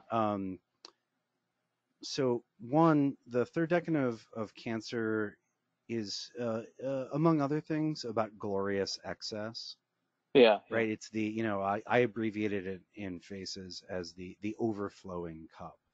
And this Hmm. person had abundant resources, and Sure. they had like the coolest place ever. Oh, And really? Yeah. and so it was like, you know you know how you feel when you're like, I don't know, you're like 8 years old, and your idea of like, ooh, that's a rich person's house. You're like, Sure. wow, Sure. Sure. well, there's all this cool stuff. Yeah. That was my experience of going on. They're like, wow, you've got a this and a that. Like, Yeah. you Yeah. must Yeah. be rich. Hmm. Yeah. Um, and he was a super cool guy. But was interesting, and he was built like the like kind of like heavier set figure that you see in the Picatrix description of the third decan of Cancer, right? Like, Okay. it's a guy with like gold chain, and he's holding a snake, and Yeah. he's got tortoise's feet, which tells you he's like solidly rooted. And he wasn't Okay. like Yeah. chubby at all. He was just like He was grounded. yeah, he was grounded and thick. Yeah. Um, He was solid. A solid dude. and what's really interesting is if you look at the 36 errors, divinity association with the decans, third decan of Cancer gets Hecate, and Oh, does it? he was Huh. obsessed with Hecate. Okay. Yeah. Yeah. Yeah. And so, when I see a figure holding a snake, um, part of what that tells me is that the power Yeah. of magic. This person has, desires the power of magic or witchcraft, right? Yeah. And so this was a guy who was like, trying to grab that snake, and Yeah. who was like, super obsessed with the divinity that, that's associated with that decan. and it Yeah, just had all those qualities. And so, like you were saying, it brought me to that place rather than rather than like where it's like my Saturn ring, right, doesn't bring me to Saturn. sure. It's more of a like radiation, like you're Yeah, just yeah. radiating Saturn. If I'm out in public, old people will come hang out with me, I was right? gonna say it's almost like a magnet at the same time. It radiates out and it draws in as well. Yeah, whereas like I Definitely. think the Deccan ones like they like pull you to their location in a way that Yeah, the I did purely a planetary ones don't. yeah, I did a Jupiter in the second deck in Leo, Oh, I remember a that. couple of years ago. Yeah. Yeah, yeah, that was my work got an insane amount of attention right after doing that. It was pretty weird. I mean, it was awesome, but people were like celebrating my work. It was Yeah. it was a very public display of appreciation, and it was very nice. But it almost felt in a way like, man, I wish I'd have waited. I feel like this isn't the time for this. You know what I mean? Like it didn't have, I don't know, it didn't have a tremendous amount to feel especially triumphant about. So, but hey, it worked, man. Yeah, You yeah, know, yeah, yeah. so Well, I mean, a lot of it is just like, well, I think it's gonna do this. Let's find out. yeah. But what was I gonna say? Oh man, you know what else is interesting? You mentioned the Cancer decans. I did a while ago. I think it was around the time that you were doing your decans class. We were doing some decan meditations, and let's see. Yeah, Cancer one. I started a little kind of like Gordon's decan walk thing, just doing some little attunement meditations, whatnot. With Cancer one, I ended up drawing an image, and it was like an image of like Sekhmet holding, like sitting on a throne, holding another smaller Sekhmet, who in her lap is another smaller Sekhmet. So it's like that kind of Yeah. matrilineal thing. And so I drew the image, and I didn't state my petition out loud. I did kind of a meditation type thing. It was very focused. And Hmm. I asked, like Senaptois, show me how you manifest in this world. Like, show me your domain, what you rule, that kind of thing. You Yeah. know, paraphrasing, but it was interesting. I think it was like maybe a day after, my cousin called me, and she was like, my brother and I was like, you won't believe this. I've been doing some genealogy research, and we're related to Mary Stuart, uh, Queen of Scots, and Robert the Bruce. So Ah. it's like that was like, okay, that's pretty wild. You know, I'm like three-quarters Italian, and I didn't know what the other quarter was. So for me, Oh, that's like, oh, interesting. Scottish, weird. You do have like the most Italian name. Yeah, right. Yeah, and the most Italian knows for sure. What is an Italian nose? Uh, let's see. That's a pretty big schnoz. Yeah. All right. Like, is it like? Do you mean like Roman aquiline? Yeah, Romanesque, like that heavy bridge. Yeah. Okay, okay. Yeah, I don't know what my nose is, but I have like a squashed nose. I've had my nose. I don't know if it was broken or just kicked a lot. But it looks like a dwarf nose, but it was Yeah. like that beforehand. And everybody on my dad's side has this. It just has this nose that looked like it's been Yeah. kicked, but mine's the only one that's actually taken blows. Sounds like a cold weather adaptation. I Not sure guess. though. I, Not sure. I don't know. They're Northern European-ish. Sure. So anyway, yeah, Cancer one, the Senaptois thing, that was interesting. So that wasn't it though. That was very interesting, considering that's the genealogy of, specifically of the matrilineal line. I was like, Yeah. okay, well, that's definitely telling me something about your domain. But the real interesting thing happened maybe a month later, when Venus entered that decan, and Venus is, of course, the ruler of that decan in the Chaldean order. Um, I was cleaning my workroom, and outside in my backyard, I started hearing some dogs barking and a cat yelling, and I was like, ah, shit. So I ran downstairs real quick and into my backyard, and there was these like three small dogs who were like viciously like moving around this the bed of this truck near my backyard, of my neighbor's truck. And then I saw this cat pop its head up and kind of yell like, fuck, you know, come help, you know, you could tell. So I got these dogs.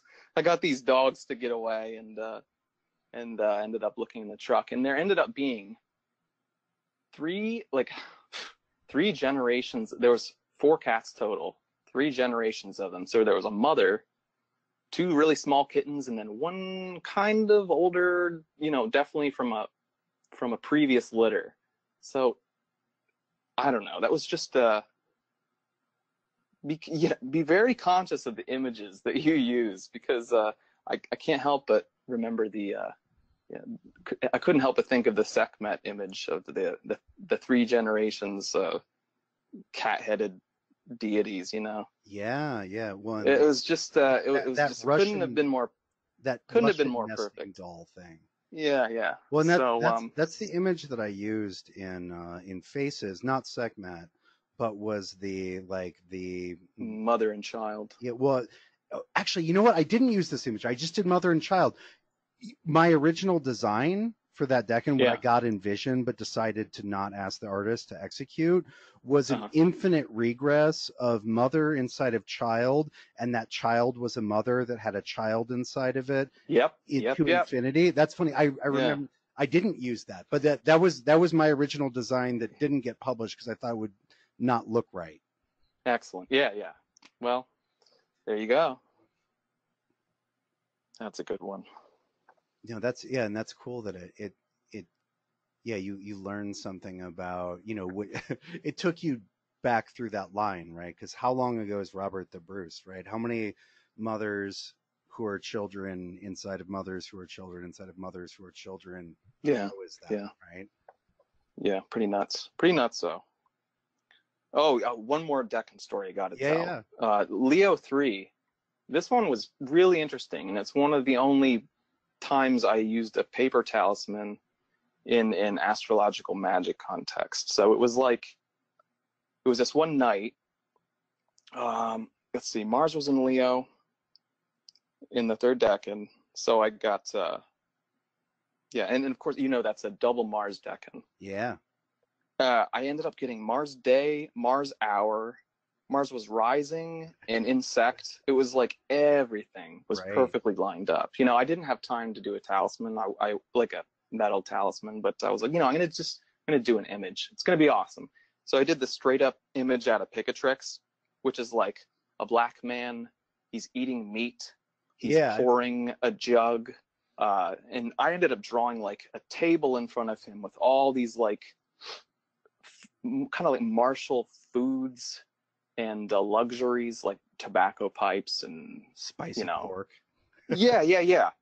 And it was excellent. And at the culmination of the, you know, election, when it was rising, I like wrote the name, the Fritsch is the name that I used. And I was like, all right, yeah, cool, I did it. We'll see what happens. The next day, you know, my one of my best friends, he was like, hey, let's have a barbecue today. Come over. Let's we're gonna get crunk on the porch. So I was like, yeah, hell yeah. So I brought over some meat. He had burgers. Someone else brought meat. So all we ended up having was meat. So we're on the porch. All we have to cook is meat on this grill. We have no spatula, no fork, so we're using a huge kitchen knife to turn the meat on the grill. You know, we're listening to like mid-90s gangster rap. And it's just, and I didn't think of it at the time, but I was sitting there as we were all kind of chilling at this little party. And I was like, wow, this is the image. I looked over at the table. I saw the grill. I saw the jug of drink. I saw the giant knife that I drew sticking out of the table. is that we were turning the meat with. And yeah, it was just and the other interesting thing was the feeling that it had, because that's, you know, Yeah, the it's emotional a double, content of the yeah, situation. exactly. It's a double Mars decan. And there was this kind of sense of like, we're on the porch, we're in this neighborhood, and we're kind of like a little rowdy, you know what I mean? We're a little, there's just a martial tinge to the entire I thing. mean, a bunch of dudes sitting around eating meat, listening to gangster rap is pretty double Yeah, Mars. yeah, it was pretty awesome. So that was an interesting one. Everything just lined up perfectly, and it manifested like almost instantly. So that was a good one.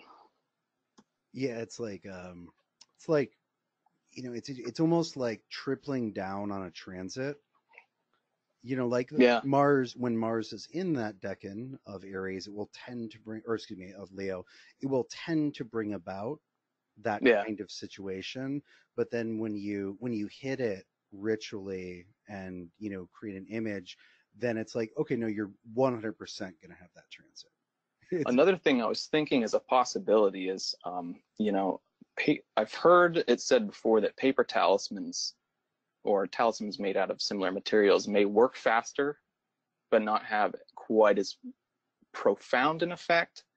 So I thought perhaps maybe it had something to do with me making the image on paper and having that in the combination of everything else lining up perfectly. Oh, that's really interesting. I'd never heard that before. Do you remember who said that? I think Cliff has said that, I think, more than once. Okay. Yeah. I gotta get Cliff on. He's Yeah, he's definitely. reticent, but I gotta get him. I'll get him on sooner, or I'll get him on maybe not sooner, but maybe later. Sure, 'Cause sure. we had some great talks at UAC because we were both there. Nice. But so what was I gonna say? Blah, blah, blah. Oh well, so paper talismans. Yeah, what I've almost always do is, even when it's stone or something else is the primary material, Hmm. I do a paper talisman and then I wrap the metal or stone in the paper. Ah, very nice. Yeah. Yeah, like and sometimes I do cloth. Sometimes I'll like paint or ink cloth like a paper talisman, and that's like a blankie for the stone or metal. Oh, remember when we did the Mercury Kazemi project? Yeah. Yeah, I think you sent me like a Oh yeah. little I did a a little blank. blankie. I did. Yeah, I that was did. awesome. I did like a chessboard blankie. Yeah, yeah, yeah. I love the fact that the Mercury magic square of the 8x8 is a chessboard.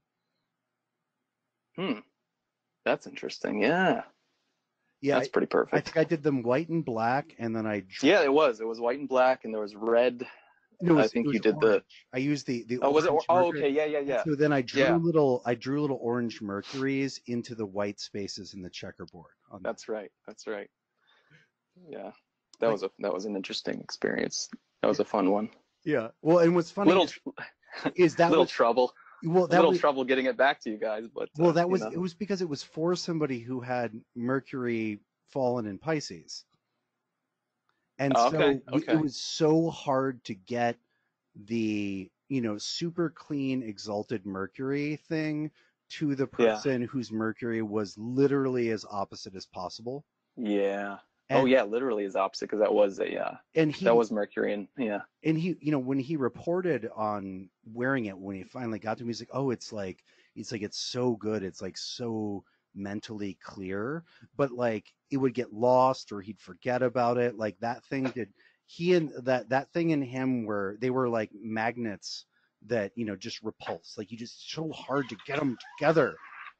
yeah, yeah, yeah. And that that was really instructive for me back then about this idea, like, oh well, if you've got like a, if Mercury is bad in your chart, you can't wear a Mercury talisman.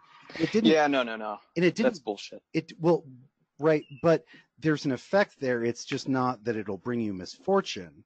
Yeah, It's that like it's so hard to get those two things together, like they'll just naturally slip, right?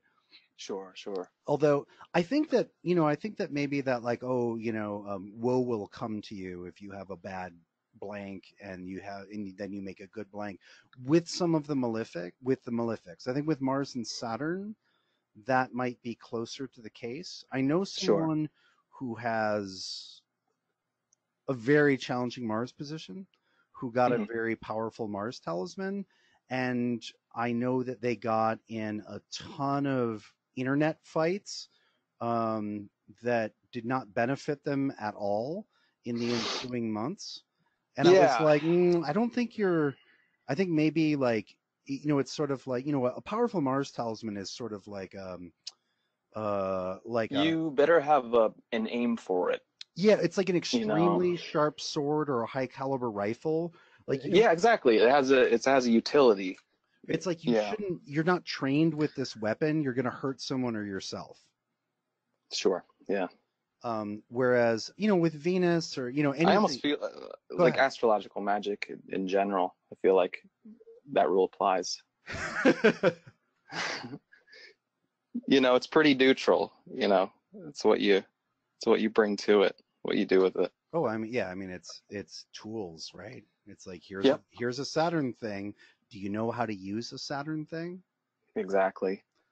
And that's one of the things, when I was back to the Saturn ring, for example, and I was talking about the initiatory value of some of these operations, I Hmm. felt like because we were both so consciously preparing and participating in that taught us about how Saturn works and about Yeah, how to wield the scythe, as it were.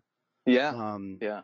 Whereas, if uh, when and you talked about going into an operation less consciously and how you Hmm. get weird side effects, and I've certainly gone into operations less consciously, and how there is this, when you do it consciously, and if you're working with someone who's going to create the body of the talisman for like you do, like we work together and you've worked together for other people. Um, but if, like, if neither of you is really thinking about it, or if only one person's thinking about it, it has a different effect. Yeah. And you have to kind of do it anyway, but you might do it accidentally and later. I think Mm.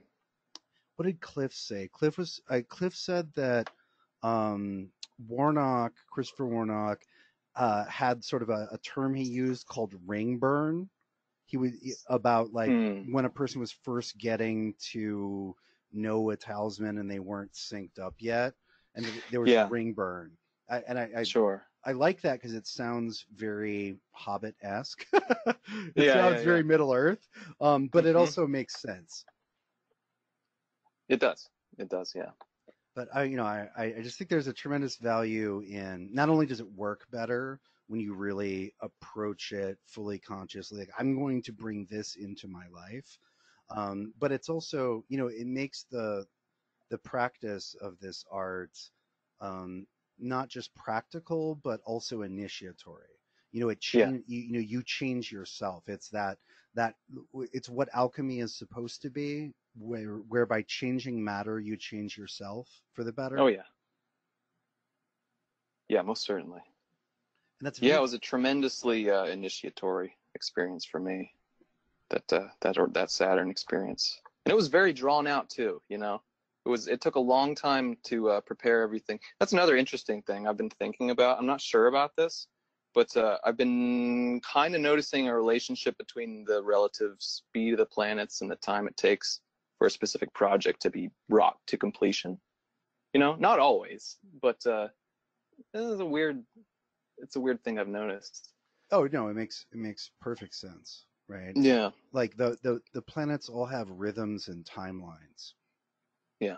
So in actually in Vedic class the other day, we were looking at the ninth divisional chart, and one of the things you can do with the ninth is you can see a person's sexuality as well as the sexuality of the partners they will tend to draw.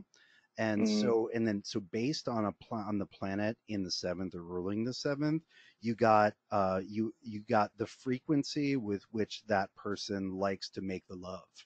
And so it was like, Mm. and so there was this timetable of like, and so and the teacher was like, yeah, it's like this isn't literal, but this Yeah, this is yeah. like figurative. What people would say, it's like Saturn's period was a year, so like it seems like this person wants to have sex once a year, right? That's what their partner would say about them when they're annoyed. And then Yeah, yeah. the moon is every 48 minutes. Right? Right? And so he's Yeah. like, these are not literal, but this gives you a sense of the Yeah, timetable. it'll give you an idea. Yeah, yeah. Good stuff. Oh, let's see. I was gonna say something. We were just before I brought up the the sexual timetable. Oh yeah. I wanted to. So back to martial arts for a second. Oh, So sure. Ashley and I, we were gonna make some Jiao. Jiao, Yes. right? Jiao is Save me a complicated bottle. herbal formula. And so you can have a lot of different Jiaos. You could have like a bruised Jiao, which is going to help you heal faster. So this is an iron palm Jiao. And so for those who aren't familiar, iron palm or iron broom, it's a method of making a limb or a part of the body much stronger and more durable on both a physical and energetic level, so that when you hit things with it, you hurt the thing and not yourself, right? Because if you punch someone in their skull with your hand and your hand's not conditioned, you'll probably break parts of your hand. That's that's how it works, because it's actually the skulls are made of bone. As much as we fear getting punched in the face punching's not good for hands, right? Or if you Yeah. kick someone and they block with their knee, if you don't have conditioned shins or instep, you break your foot. I know because I've done that several times. And Yeah, I so, fucked my wrist up just on bags before, so oh yeah, yeah, I can't imagine what bone would do. yeah, exactly. The price of violence, right? And so iron. It's called it's abbreviated as iron palm, but it's not just the palm, right? So the training protocol is basically qigong of a particular type, right? You do the energetic part, and Hmm. then you strike the body part that you would like um, to become stronger against some resistant surface, whether it's a bag. Traditional would be like level one is a canvas bag of mung beans. Level two is gravel. Level three is like steel shot. Um, but you would strike it. You would strike it against that material X number of times every day for minimum 100 days, and you would Hmm. apply an herbal formula to the body part both before and after, right? And you can do iron Yeah. palm without like the sophisticated herbal formulas, but the general wisdom is it cuts the time in half to make the change, right? So this is body alchemy, right? So you're building bone density, right? You're doing a lot of things. Yeah. It builds Yeah. bone density. It changes the tendons and the fascia. It changes the Hmm. energetic quality. Your nervous system reprograms. Your body learns to let the like. So when you hit something, part of the force reverberates back into your body, right? Yeah. And so when you do this a lot and you do it relaxed, right? When you do this a lot, you learn to like It program. can distribute throughout in Yeah, a more healthy way, in a it'll less damaging way. and it'll ground out. It'll Yeah. the Okay. vibration will run through your body and then ground out into your feet in the ground, and so you don't Yeah. take any of it. But anyway, Nice. and so the herbal jowl component is it's sort of like one of the three components for doing it right. And this isn't Yeah. the stupid breaking your hand and letting it calcify method. This is the doing it right method. Right. Um, and so jow's expensive. This kind of iron palm lineament's expensive um, because it requires like there are a lot of recipes, but like 20 rare ingredients that sit for 6 months together. And so Ash and I were like, dude, we should make our own jow because he's a plant guy. He's one of those people that has a talent for the green. Like he understands plants. He has a great understanding of Yeah. both natural and cultivated understanding of of the energetic level in the way that it intersects with the physical, which is as studied by Chinese traditional medicine, but is just part of bodies and reality. Yeah. And Right. so I noticed that I was like, dude, I was like, let's not just make Jiao, let's make magic Jiao, right? Yeah. Let's like, Absolutely. How could you not? why not Yeah. add the whole election to it? Why not add the ritual to it, right? Like, Yeah. like, why not magic? If we're going to Yeah. spend a couple $100s on herbs and we have to bottle it all in an afternoon anyway. And Right. I'd been really impressed by what Kate had been doing. Kate Yeah. with Sphere and Sundry, going beyond talismans. Kate's been doing a lot of, for lack of a better term, like enchanted materia, like doing Yeah. candles, doing hydrosols, doing oils, Oh yeah. and so she's done. I have Kate's Regulus oil right next to me here. It's pretty fucking rad, isn't it? Oh yeah, absolutely. And It's good stuff. and It's so all good stuff. and so, Yeah. she's been doing a lot of experiments like this over the Hmm. last 6 months, and I've been helping with the elections, but it's she's the one Yeah. doing Yeah. the other 90%, and Yeah. It's been really exciting to see the things she's been doing. Yeah. it really has. And dude, Yeah. the house is much more exciting. Oh, I bet my house is pretty insane right now. Yeah, well. Oh man. um, but anyway, I'd known this was possible, and I taught that this in classes, that this was a thing you can do. It didn't have to be just talismans, and Goritza had been doing stuff like this for a while. Yeah. Yeah. But She's like been doing oils for a long time. like having it in the house, right, and Hmm. seeing the results. Because Goritza lives in Serbia. I don't see her oils. We talk about Yeah. stuff, Yeah. but Hmm. and so I was like, dude, let's make enchanted Jiao. Like, let's do it. And so I um obviously you don't want like a balls to the wall Mars election for that, Yeah. right? Because Some. it's supposed to Right. You're not be, trying to destroy well, or but separate there's an necessarily. right, there's an element of destruction, right? It's Yes. Yeah. hitting, and part of Hmm. the Jiaos, especially the level 1 Jiaos for Iron Palm, they're supposed to heat. They bring the energy from the core of the body to the tendons and to the fascia and to the muscles and the skin, because you want to bring Hmm. all the energy to that, right? And you want to Sure. open everything up. Um, and so there is a heating component. And so I was looking at, was this just last weekend? This was just last weekend. Feels like a while ago. Mars was the very end of Capricorn, and there was this perfect trine between the moon at the end of Taurus and Mars in Capricorn, and I could get Mars rising in the hour of Mars with the moon applying in the fifth, and Yeah. and Okay. Well, that sounds pretty nice. yeah, well, For but I wasn't going to do a talisman because Mars is so slow right now. sure. And so, Although, I mean, you know, I don't know. I feel like I'm not convinced that the slow planet doesn't have as much impact. I mean, especially one so close to being we're going to come stationed, back to that, Yeah. because I have a story about that, about testing Sure. that. Sure. But Gotcha. so anyway, I don't like things that are that slow. But I was Yeah. like, but this is slow. Like, I'm not trying to cause an event swiftly. This is literally a Jiao for the slow transformation of the body. Hmm.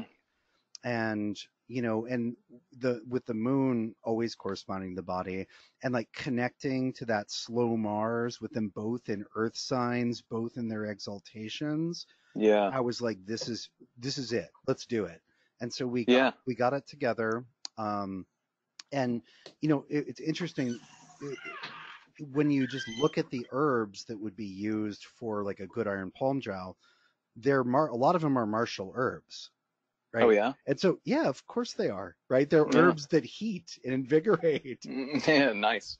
And some of them are poisonous. They're little bits of in the traditional Jiaos, there's little poisonous notes that are necessary to transform the flesh. Gotcha. And so, and they're animals. There's wingless Hmm. cockroaches that are ground up, and all that. It sounds like, I think I was telling you earlier, if you look at a It's lot, very Treasure of it's very Alexander. Treasure of Alexander, except it's a healing poisoning rather than just poisoning. Yeah, it's like the Mithridates antidote. You take the poison a little bit at a time, and yeah, Right, and it'll do you good. yeah, exactly. And those gels are for external application. Like you don't Hmm. you don't drink that shit, and you Yeah, don't right. rub it into open wounds, right? It's Yeah, core flesh that's closed. yeah. But we did it, and I did like a standard Mars conjuration. Hmm. I improved it. I was gonna write it, and I started using the Petrix one, and I was like, no, I'm just gonna improv. I'm gonna speak. Yeah, I'm gonna speak from my martial little heart.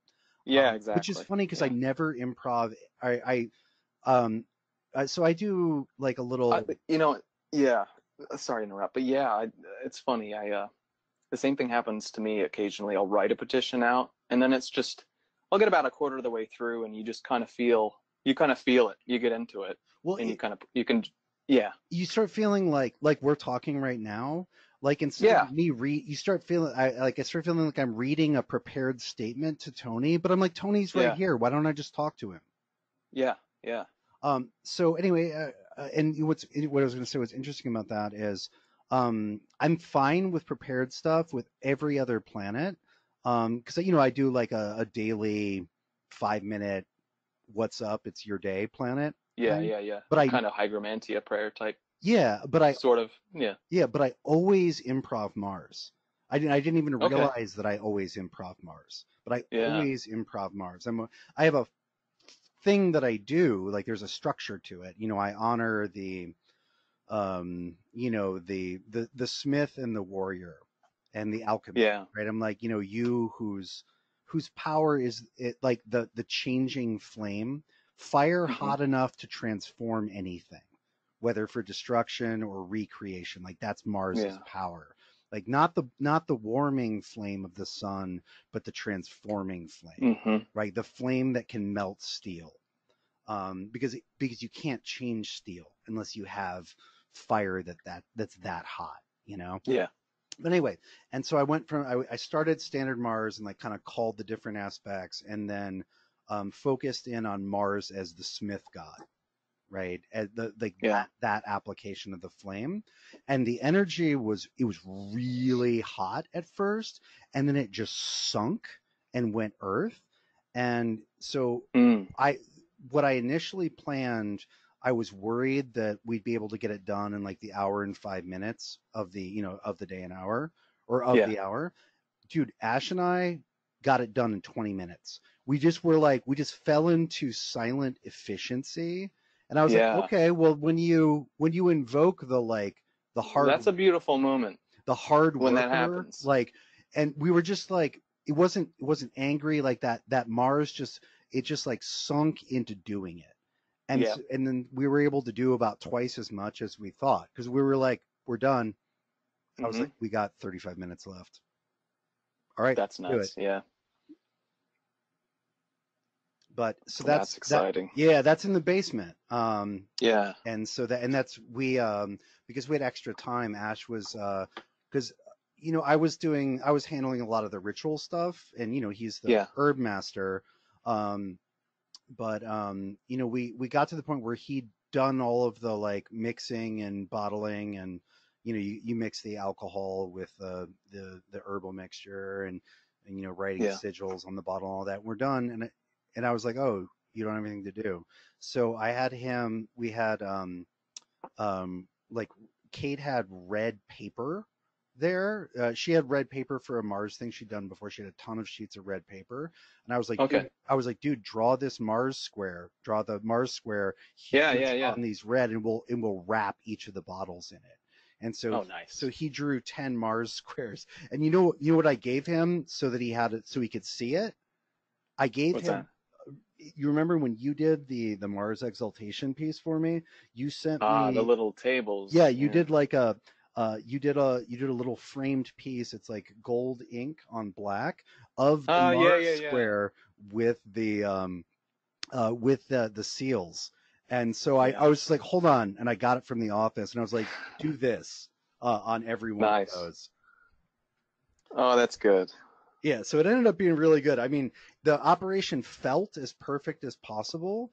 And so, I mean, that's a good indication, but Yeah, you always that's got to just usually see a what good. it does. But Yeah, yeah. you gotta let it sit for 6 months. And so what's fun, right? And accidental is we'll be able to take this stuff out like 3 days before my birthday, and my birthday I will enter a Mars ruled perfection. Ah, lucky you. There you Yeah, so go. I'm gonna get I don't know 10 gallons of iron palm liniment for my Yeah, yeah, yeah. birthday, and we'll That's we'll awesome. probably sell some of it, but mostly it was Yeah, like let's do this, and then if there's extra and people like people want to do iron palm training, then sure. yeah. Well, that's awesome, man. That's exciting. Yeah, it was, and yeah, it's fun. It's fun to like be inspired by someone you inspired who inspired you. There's that like kind of web of when you're doing it right and you don't get too cramped with your ego and everybody just lets that flow, like we all just kind of end up getting better. Yeah, yeah, definitely. Okay, so I think maybe one more thing, and then maybe we'll let it go. Sure. um so I want to talk about the double DOE. Oh, double crowns. Yeah, so Yeah, yeah. a couple years ago, we figured out. Maybe it was Garitza that figured out. Maybe it was me that figured out. Maybe it was Nina. I don't remember. Um, but we came to know that there would Yeah. be like a period of like 3 hours where both the sun and the moon would be in their respective degrees of exaltation at exactly the same time. Hmm. And we're like, okay, this doesn't happen very often. Yeah. We got to do something. And so um, UI and Kate designed an operation for a talisman, little a crown, a lunar crown and a solar crown, Hmm. one of gold and silver that were conjoined in the Egyptian double crown style.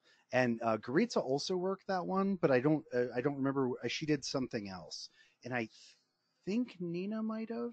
I remember us talking about it. I'm not sure what she did. Maybe I'll Okay. I'll ask her about it if I can get her on here.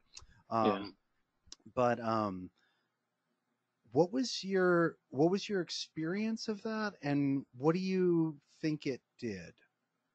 You know, it's a good question. I think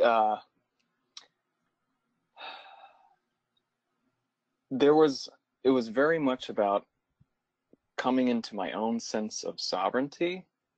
And the funny thing is, before I did those projects, I was having a lot of like anxiety over mortality that I had never, something that never really affected me in my life previously, and just a lot of this weird kind of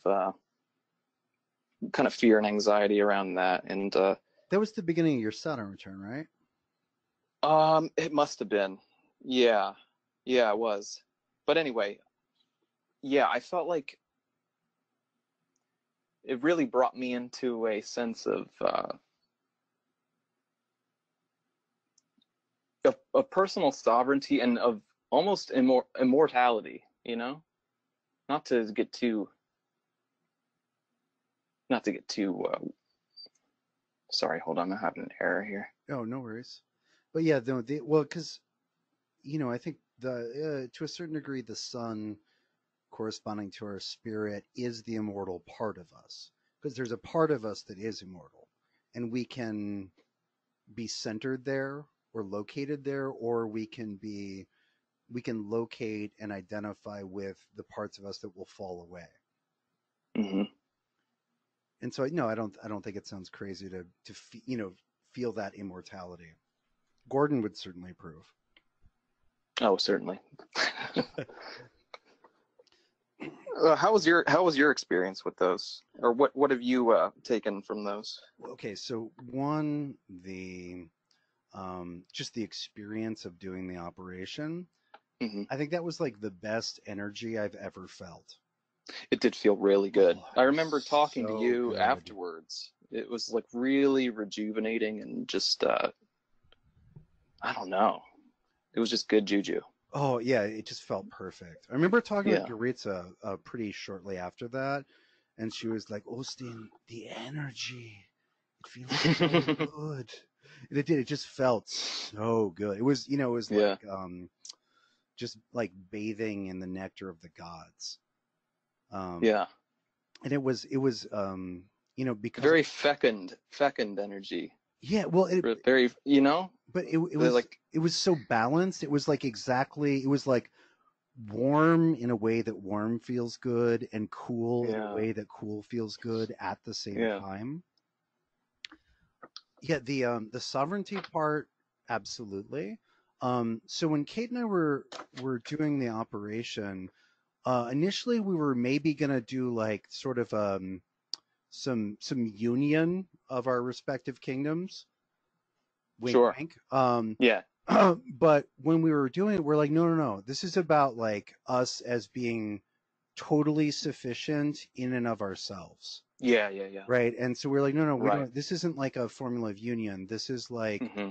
I am, I am both sun Yeah, and moon myself. You are right. The both union sun is and moon there in yourself. the, yeah, yeah. But it was more like it was internal union, Hmm. and then like respecting the sovereignty of the other rather than like mixing Yeah, it up. And yeah, so that was interesting. I also, yeah, and of course some of this is because we chose the shape of a crown for the talismans. yeah, You were saying like the image, the form, patterns the energy in a certain yeah, way, but we also chose that because it's the sun and moon in their exaltation. They are yeah. the king and queen, or the solar sovereign and the lunar sovereign. Hmm. And so, as far as the way that rippled into my life, I feel like that was actually a slow ripple. Yeah, Um, like it feels great, and when I wear it, I yeah. just You know what? feel better. But I feel Yeah, that's exactly my situation. I feel like nothing really super spectacular seems to have happened, but all I know is that it's one of my favorite pieces that I have. I actually don't have a tremendous amount of talismans of my own, but that's one of my faves for sure. yeah. Well, and when I look at like where my life has gone since then, like there's an uptick. Yeah. I've been steadily laboring to get better at what I do and to, be a better person. And, I've been Hmm. like, I'm very steady as she goes as far as my life goes. And Yeah. I was doing that before, and I was certainly like growing a little bit every time Yeah. increment, but things have taken off since then. Like the level of growth is just better since then. Yeah. Like, Sure. and what I was talking with Kate about this. Kate actually brought this up the other day. She was like, I know this sounds weird, but I feel like Sphere and Sundry is a result of that Sun Moon talisman. She's like, this is me coming into my Hmm. own and like bringing everything that I'm good at together into one Yeah. thing that's fully my own. She's like, I know that's, like, it sounds weird to say that about something that you did 2.5 years ago. She's No, like, that's oh yes, awesome. this is a Yeah. result of that. But like, that's kind of what I got from it too, was that like slow, just like becoming more yourself in the best way possible. Yeah. Yeah. So yeah, so you can Excellent. yeah. Oh, you mentioned the images again. The one story I have to tell you. I actually made Sarah a one of the Mars and Exaltation rings that we did, and she chose for her image to put on the ring an axe. So I put a battle axe on each side, kind of like flanking an onyx, That's kind of rad. and yeah, it's pretty cool. And she had some pretty interesting experiences with that. She ended up she's from York, PA. We live up in Williamsport, so she went down So that's east. You're in to. Eastern PA, right? I'm in Central PA. I'm Okay. like kind of like like you go smack dab in the middle, kind of like a little bit north of that. Okay. But yeah, so she went back home to see a bunch of friends, and she ended up taking that Mars talisman with her. And the most interesting thing is, I think with those pieces in particular, and I don't know if you've had this experience, is that it will set up the landscape and the situations around you to be at your advantage should a combative should conflict arise. Yeah, should conflict arise. And she was seeing axes everywhere.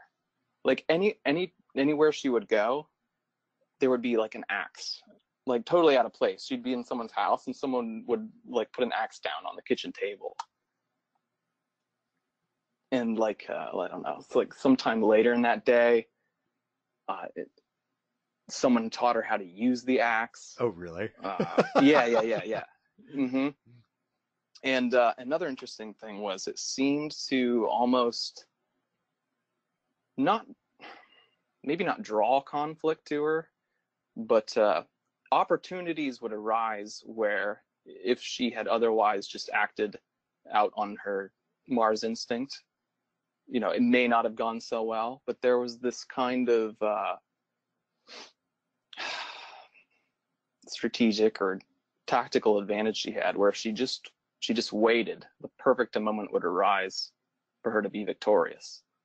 Which is so Mars and Capricorn. Exactly. Yeah. In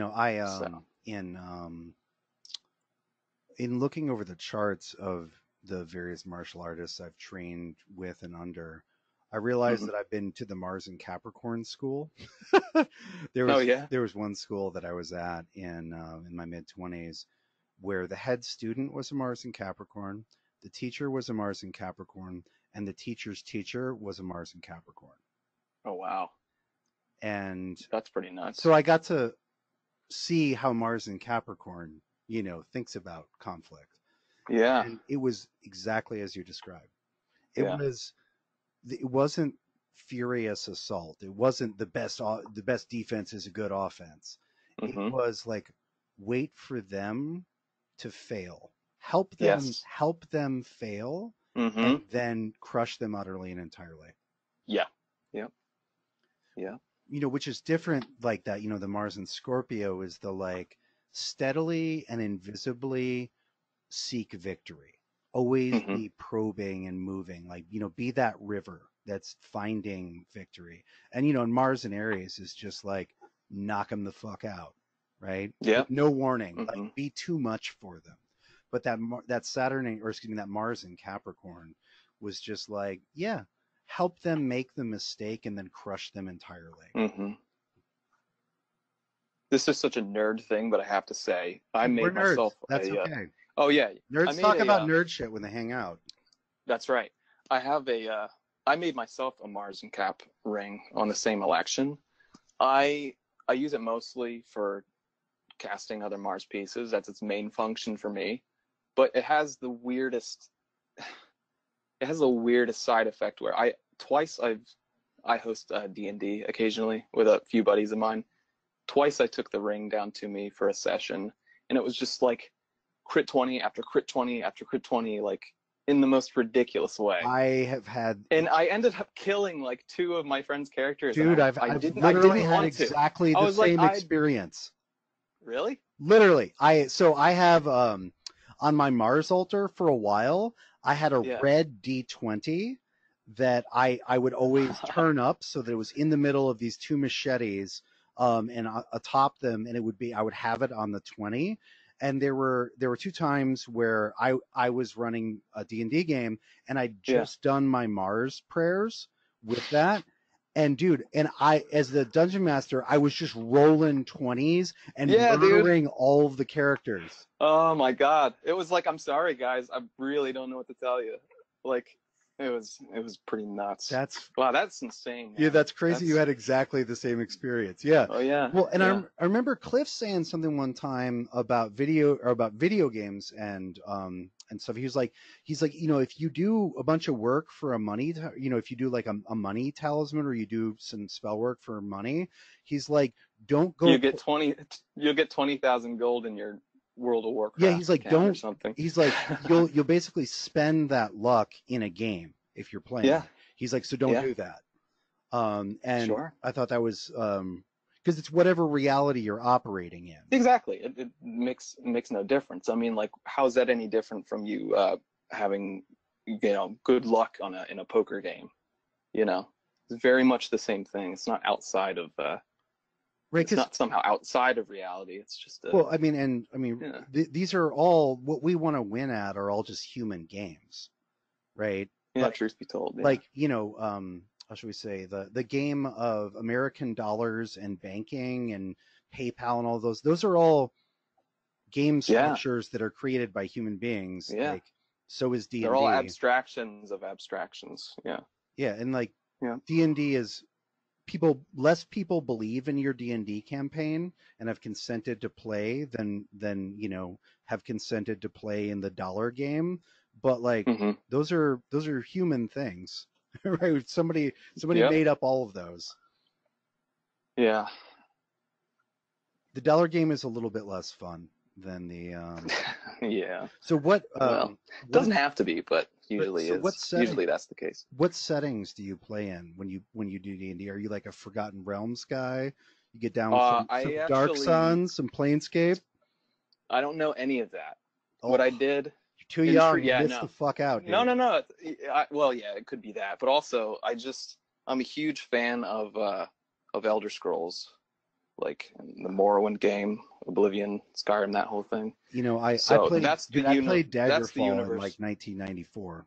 Did you? I Now did. that's some old school stuff. That's awesome. So I ended up I got the Pathfinder rulebook and I just like dissected it and I adapted the mechanics of Pathfinder to work for my own little Elder Scrolls campaign, and it's amazing. I love it. That's awesome. That's Yeah. awesome. But you should, dude. So, oh my gosh, it was a Mercury in Virgo a couple years ago. The entire time Mercury was in Virgo, I wrote I can't even tell you. I've never done anything like this, but I like just wrote down all the game mechanics. Yeah. Completely. I like basically I was adapting a video game into D&D. So Morrowind was a game came out for PC Morrowind and was the first Xbox. so good. It's my favorite game of all time. But I basically went online and converted all of the game mechanics that I could into die mechanics, which Right. is really weird and confusing. And I don't think I'd be able to explain how. I don't think it'd be that interesting, but yeah, just that Mercury in Virgo time. Yeah, well, and that's Mercury's job, right? Is to encode a reality into numbers and letters. Yeah, yeah, that was definitely One of my most memorable Mercury ritual experiences resulted in me having this feeling and vision of having this giant halo of numbers and letters. It was like this gridded out halo of numbers and letters emanating from my head. I felt like nice. When I was in that particular trance state, I could just convert, anything from numbers into letters into reality. It was You could just reach out and pull them from your halo. yeah, it felt like I temporarily had a magical supercomputer in my head. Nice. That'd be a good image. And so sometimes I'll reach for that in ritual. Like, I don't know, do you have any visions where you had such a strong moment at the peak of a ritual, and you can remember it years later and you can reach back to that and draw power from it? Does that make sense? Absolutely. Yeah. Yeah. There's a particular Venus working that I did that sticks with me. Reminds me a lot of that. Very strong visual. Do Yeah. can you share the vision, or is it too I don't want to get sensual? too specific, but yeah, it was think morning star phase Venus rising in Libra, and yeah, We'll leave it at that then. yeah, we'll leave it at that. I We'll leave it at that. one of If my I get any more specific, it's gonna be, It's going to be lewd. We can't have yeah, that. I the thing that comes to mind for me for Venus is when I was doing a thing many years ago. This was probably like 2009 or something. But I was doing this sort of energy work, visualization, Venus journeying thing, kind of okay, going to that realm, if you will. yeah, And I got in spontaneously in the vision. It was what I got was I kind of got the Venus on the clamshell, like Venus coming out of the the from the horizon on the ocean to the shore, except it wasn't a clamshell that was like enclosing and surrounding Venus. yeah, It looked like a piece of like East Indian or Thai art where mm.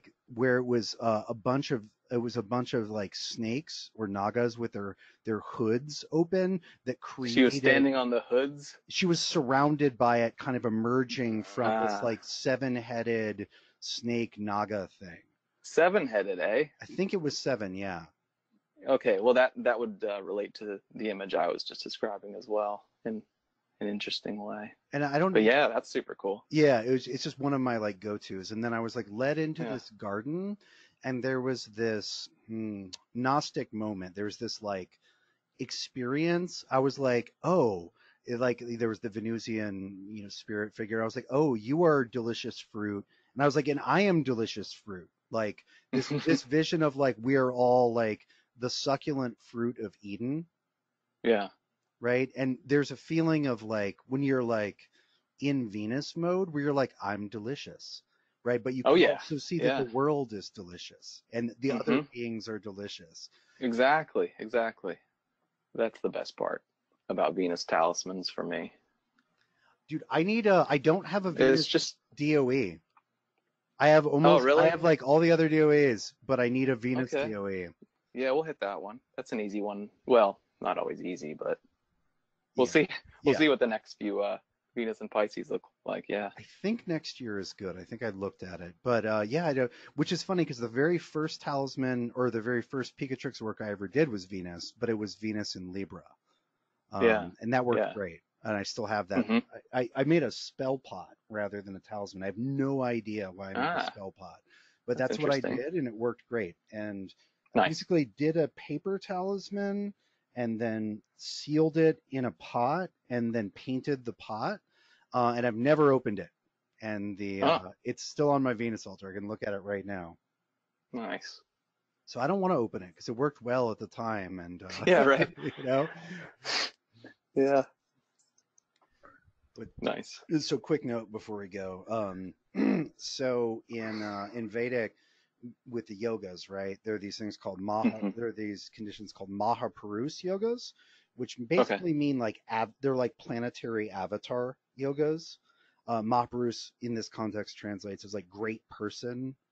Ooh. And there's like great person of the five planets. You can't be a sun or moon avatar or a Rahu or Ketu avatar, but Mercury, Venus, Mars, Jupiter, Saturn, there's a Mahaparus for each of them, Okay. right?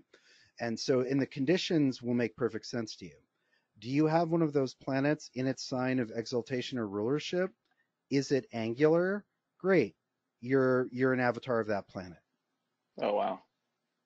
Nice. Right. And those are treated as overriding a lot of other indications in the chart.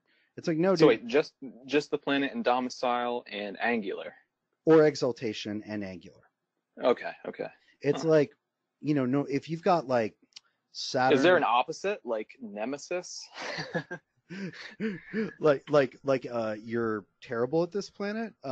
Yeah. Like, what if you have like a, I don't know, a planet in detriment on an angle or something? I mean, we No, I'm could just probably thinking. come up with a name for that, Yeah, sure, sure. But anyway, so with these Mahapurushas, right? So the idea is like, Hmm. it's like, dude, you've got Mars and Aries in the first. Like, yeah, Yeah, there's the rest of your chart, but we can kind of always go back to that Mars if we want to talk about yeah. you and your life, right? Which is, it's just a great way of abbreviating principles we would use anyway, right? Yeah. So the so I have a Jupiter Mahapurush yoga, Okay. because I got Jupiter in the first in Cancer, in both my tropical and sidereal charts, Sweet. and yeah, not bad, not bad. I gotta look at my sidereal. I don't think I My have, and chart was probably. actually rectified for the first time 2 minutes over, and I agree with it. I'm very careful about rectification, and Yeah. and it moved my ascendant to within like 2 minutes of my Jupiter, and I was like,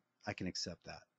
Ah, It changed all almost. right. It only changed my chart in the 10th divisional, whatever. Anyway, but Hmm. so yeah, I've got this Jupiter Mabrus thing, and Nice. so that's called the Hamsa yoga, Hamsa Mahapurush, which means swan.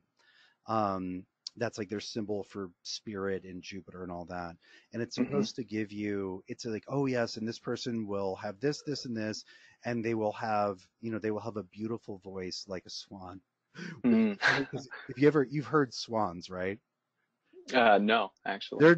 They're basically angry honking geese. They sound Yeah, terrible, but it's a we have plenty of geese around here, so I it can just imagine. honk, Yeah. right? Look at this beautiful, like, look at this beautiful, elegant creature. Honk. And so, Yeah. Kate was giving me some shit for being, I don't know, a half orc, because if we're playing like D&D, like I'm a half Yeah. orc. I've got like Okay. scraggly Okay. teeth, and I'm have to remember hygienic things. But anyway, and I was like, "What are you talking about?" I was like, "I am a swan of a man." And I was like, it's right there in the chart. You can read it in Parashara. Yeah. And so we have joked about how I'm a lovely swan of a man, a half orc Indeed, you are. swan of a Indeed. man. Oh, that's good. But it's true in some ways. It's just there are other things which contradict that in hilarious ways. Sure. My Yeah. my orcish genes, which I'm probably gonna blame dad's side for, because my mom's side, they look like elves. They're all like Yeah. tall. Yeah, I have like my aunt, my aunt Nunny. Tall, good posture, My astute. aunt Nunny is 5'11" and has had perfect, not gray hair, perfectly silver hair since she was 40. Mhm. They look like fucking elves, dude. Yeah. And my brother looks like an elf. I got I got something else. Yeah. All right, Yeah. man. Oh, go ahead. I think I don't know if this is the place to give advice to people interested in this, but We can do that. We can do whatever I we want. think, you'd mentioned before about your experience, backing a huge truck, parallel parking a huge truck, and how that spatial intelligence, that whole thing, and how you kind of turned that around and said, oh, there's how do I word this? Well, it gave me respect Yeah, for people who were doing that every day, who I didn't think of as like, oh, those are highly intelligent yeah, people. exactly. I think the point I was trying to get at is you didn't turn it into like a bitter thing. You know what I mean? You you elevated that experience. But anyway, I think it's important for people to, you know, get in contact with other people who are doing this. I think it's essential, because if I didn't have the Picatrix assembly, you know, if I didn't have your tutoring, etc., you know, I could have made, I don't know how many terrible cursed talismans by now. You know what I mean? So, and it's because of the, you know, the constructive criticism and the support, but almost, the criticism more, more so. It's almost more important. And you know, don't take things personally. When people tell you that you're wrong or don't do this, this is a terrible idea. If someone tells you that, you should really think about it. and not take it to a place where you're like, oh, you're gonna try and tell me how to do magic, and I've been doing magic for blah blah blah. You know what I mean? Yeah, yeah, I think that's You gotta, you know, you gotta be humble about this stuff, especially at the beginning. It's not easy. The elections aren't easy. There's a million things that can be wrong in an election, and you won't always see them. So have a have a second or third pair of eyes to go over your elections for you, for sure. It's always a good idea. I still do. I still have people look at my elections, post them publicly, most of them, unless it's like a private commission for someone. If I'm just like, oh, I think I'm gonna make some sun talismans or something, I'll usually almost always post it up because there might be something I didn't see. yeah, yeah, 100%. Well, and sometimes I'll like, privately email something like, "Oh, dude, check out this configuration." Mm-hmm. And then they'll be like, "Yeah, but what about Mars?" And I'll Mm-hmm. be like, right, and I'll have to think about it. Yeah. Yeah.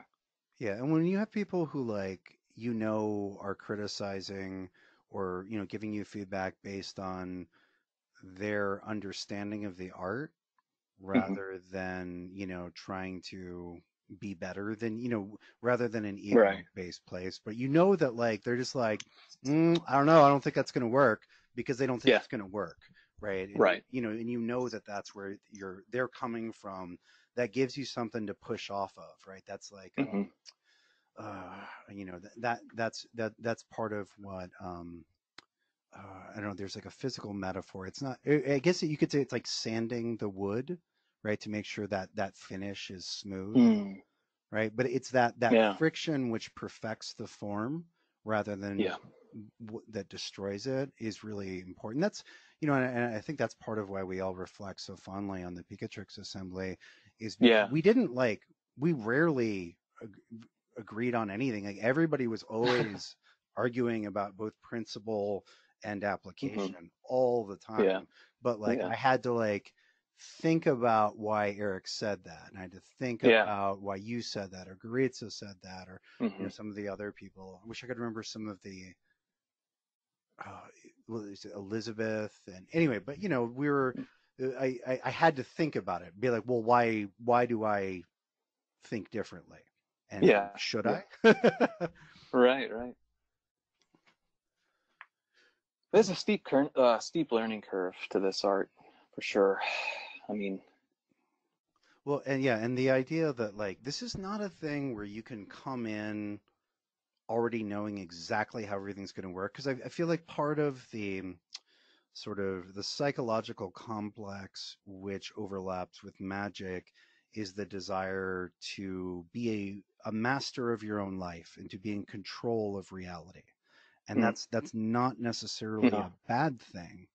That's a useful motive, but sure.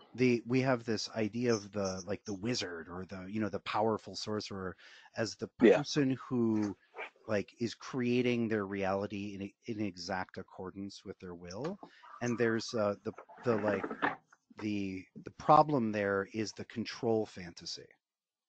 Mm-hmm. And they're always like when we're doing this kind of work, the celestial art, if you will. Mm-hmm. um you're not in control of everything. Like there's no perfect No. election. There's like, I don't know, looks pretty good, looks good enough for me to see what it does, Yeah. right? You're not just like Yeah. shaping reality with your mind. Like you Mm-hmm. need to be doing that too, but like Yeah. there's the the personality of the materials, the personality of that moment in time, and it's always an experiment. And Yeah. It is. when you That's go that's a yeah. when you It's go very into true. it like, I'm going to do this experiment, I think I'm going to get this, and I'm excited to find out. Yeah. When emotionally you connect to the portion of the result which is unknown with curiosity and excitement, like it becomes much more of a joy, and Yeah. your ego's out of the way because you've admitted that you don't know, but then that portion of the unknown is positive because you get to find out. Yep. It could be more amazing than you think. I'm sure you've done Yeah. stuff where you're like, Yeah. holy fuck, did that turn out good? Yeah, yeah. And it's not at all what I expected, but it's awesome. That's good. Yeah, we Yeah. Kate had some of that with the Regulus. Um, Yeah. yeah, Oh my God, I have some of that with Regulus too. Go first and though. that's also like that's pretty Regulus in nature, right? But Yeah, yeah, yeah. we were sitting around. And she was like, "Yeah, are there good times for this or that?" And I was like, "Oh yeah, there's a really good Regulus selection." And she's like, "Okay, I'm going to work it." And she just done a Mars and an Algol over the previous month. They're really good Yeah. elections, and they just like they were bang on. Like everything Yeah. it was everything, the result, the experience of the operation, and then the Hmm. resulting materia was exactly as expected, right? Did you guys have any electronic weirdness with the Algol? um I stayed as far away as possible while Kate I don't was blame you. doing the algal. Yeah. Sure, sure. It did the area where the work happened did kind of feel like a psychic black hole for a day, Sure. which is what alcohol is supposed to feel like. Yeah. But anyway, anyway, she'd just come off like two like clear nailed it operations, Yeah. right? Where Hmm. sometimes in the middle of it that you nailed it, and then Yeah. sometimes you don't know, right? But she just like had two nailed it, and then she did the Hmm. Regulus, and she was like, Yeah. I'm Yeah. not sure. I mean, I think, and it was stuff. That just happens. Yeah. And but then the Regulus outcome, the stuff was so much stronger than Hmm. either of us expected. We Hmm. expected it like it worked, right? Yeah. But it was like, yeah, that worked. But this was like, oh my God. Yeah. Um, and it was interesting because sometimes when you do work like this, you get doors blown open inside you in the middle of it where you're like oh, and now it's like I just grew a new chakra. You know what I Yeah. mean? Right. Sure. um Sure. like this part of me is open and operational for the first time ever. Hmm. And was interesting is that the Regulus stuff that happened over the next 2 months. Like she Okay. has Regulus near right next to the midheaven, and that had Yeah. never connected to that or felt that, but it like blew open that door, Oh, and, excellent. and it was like she was like, oh, and she was like feeling it for the first time ever. Yeah. It was Yeah. interesting to see it like accidentally activate a natal configuration. It's also just one Yeah. of those things where you're like, oh, I guess that worked, and then 2 months later, you're like, holy fuck, that was amazing. Yeah. My first Regulus piece was elected by Griza, and it was a little unusual. It was Sun Regulus, but it was excellent. And I remember after doing that, I would like people were regarding me as some kind of authority on this subject, and I was nowhere near you know that level that I would consider myself an expert.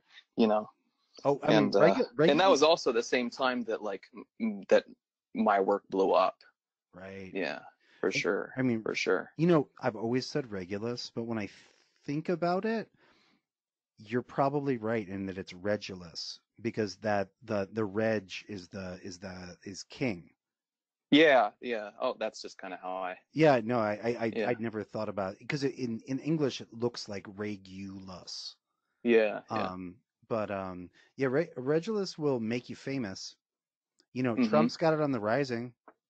Yeah, he does. He's famous for everything he does, right? He's Yeah, like, to a certain degree, his whole for better or for worse, he'll get that attention. yeah. And He'll get so it. that's Yeah, the only like Regulus definitely slides towards the positive for most yeah, things, yeah. but too much Regulus will just make something famous. It'll make you can make a problem famous. You Exactly. can you can make the how should we say you can make aspects of your personality which are not so good. You can make it Yeah, famous. yeah, yeah. Um, yeah. The first Regulus piece I made, I kept one for myself, and I would see cops everywhere, everywhere. Right. Every Maybe time I if would you're a leave my criminal, house, you don't every want to. time. But the thing is, anytime I would have an interaction with them, it was super pleasant. Like they were super friendly towards me. So that's an interesting little thing. Yeah, well, it's supposed to give the favor of kings and those in authority, right? Hmm. But part of that is maybe drawing their But I always attention thought to of you. police So officers as more of like a kind of martial, less of a kingly, but more of a, they are, but they serve. yeah, They serve the king. The soldiers yeah, serve the king. right, right, Um, but yeah, but you can't be, beloved by sovereigns if they don't notice you.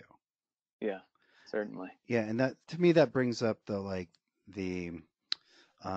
sort of the spectrum of visibility and invisibility magic, Mm, right? Because it is useful to go unnoticed. It is yes. also useful to be noticed. Hmm. And what is the one ring grant you? It grants you invisibility. Hmm. What is one of the powers the first spirit and the lesser key is supposed to grant you? The power of Hmm. invisibility. And then, how many things grant you fame and high offices, right? And that's like there's the art of being able to, I don't know, let's say do a Saturn piece to be invisible, but then there's the art, and then there's the art of, doing a visibility thing to get noticed, but then Hmm. there's the human art of knowing when to be visible Yeah, and yeah. when to be invisible, right? Hmm. And that's Hmm. and it's the answer is not one or the other. And Yeah, nobody will miss you if you never go away, right? right. But there's that. True, true. That's yeah. Yeah, that's something I've been thinking about lately. Well, and Yeah. so I'd like to thank you for being visible, or at least Oh yeah, audible here my today. pleasure.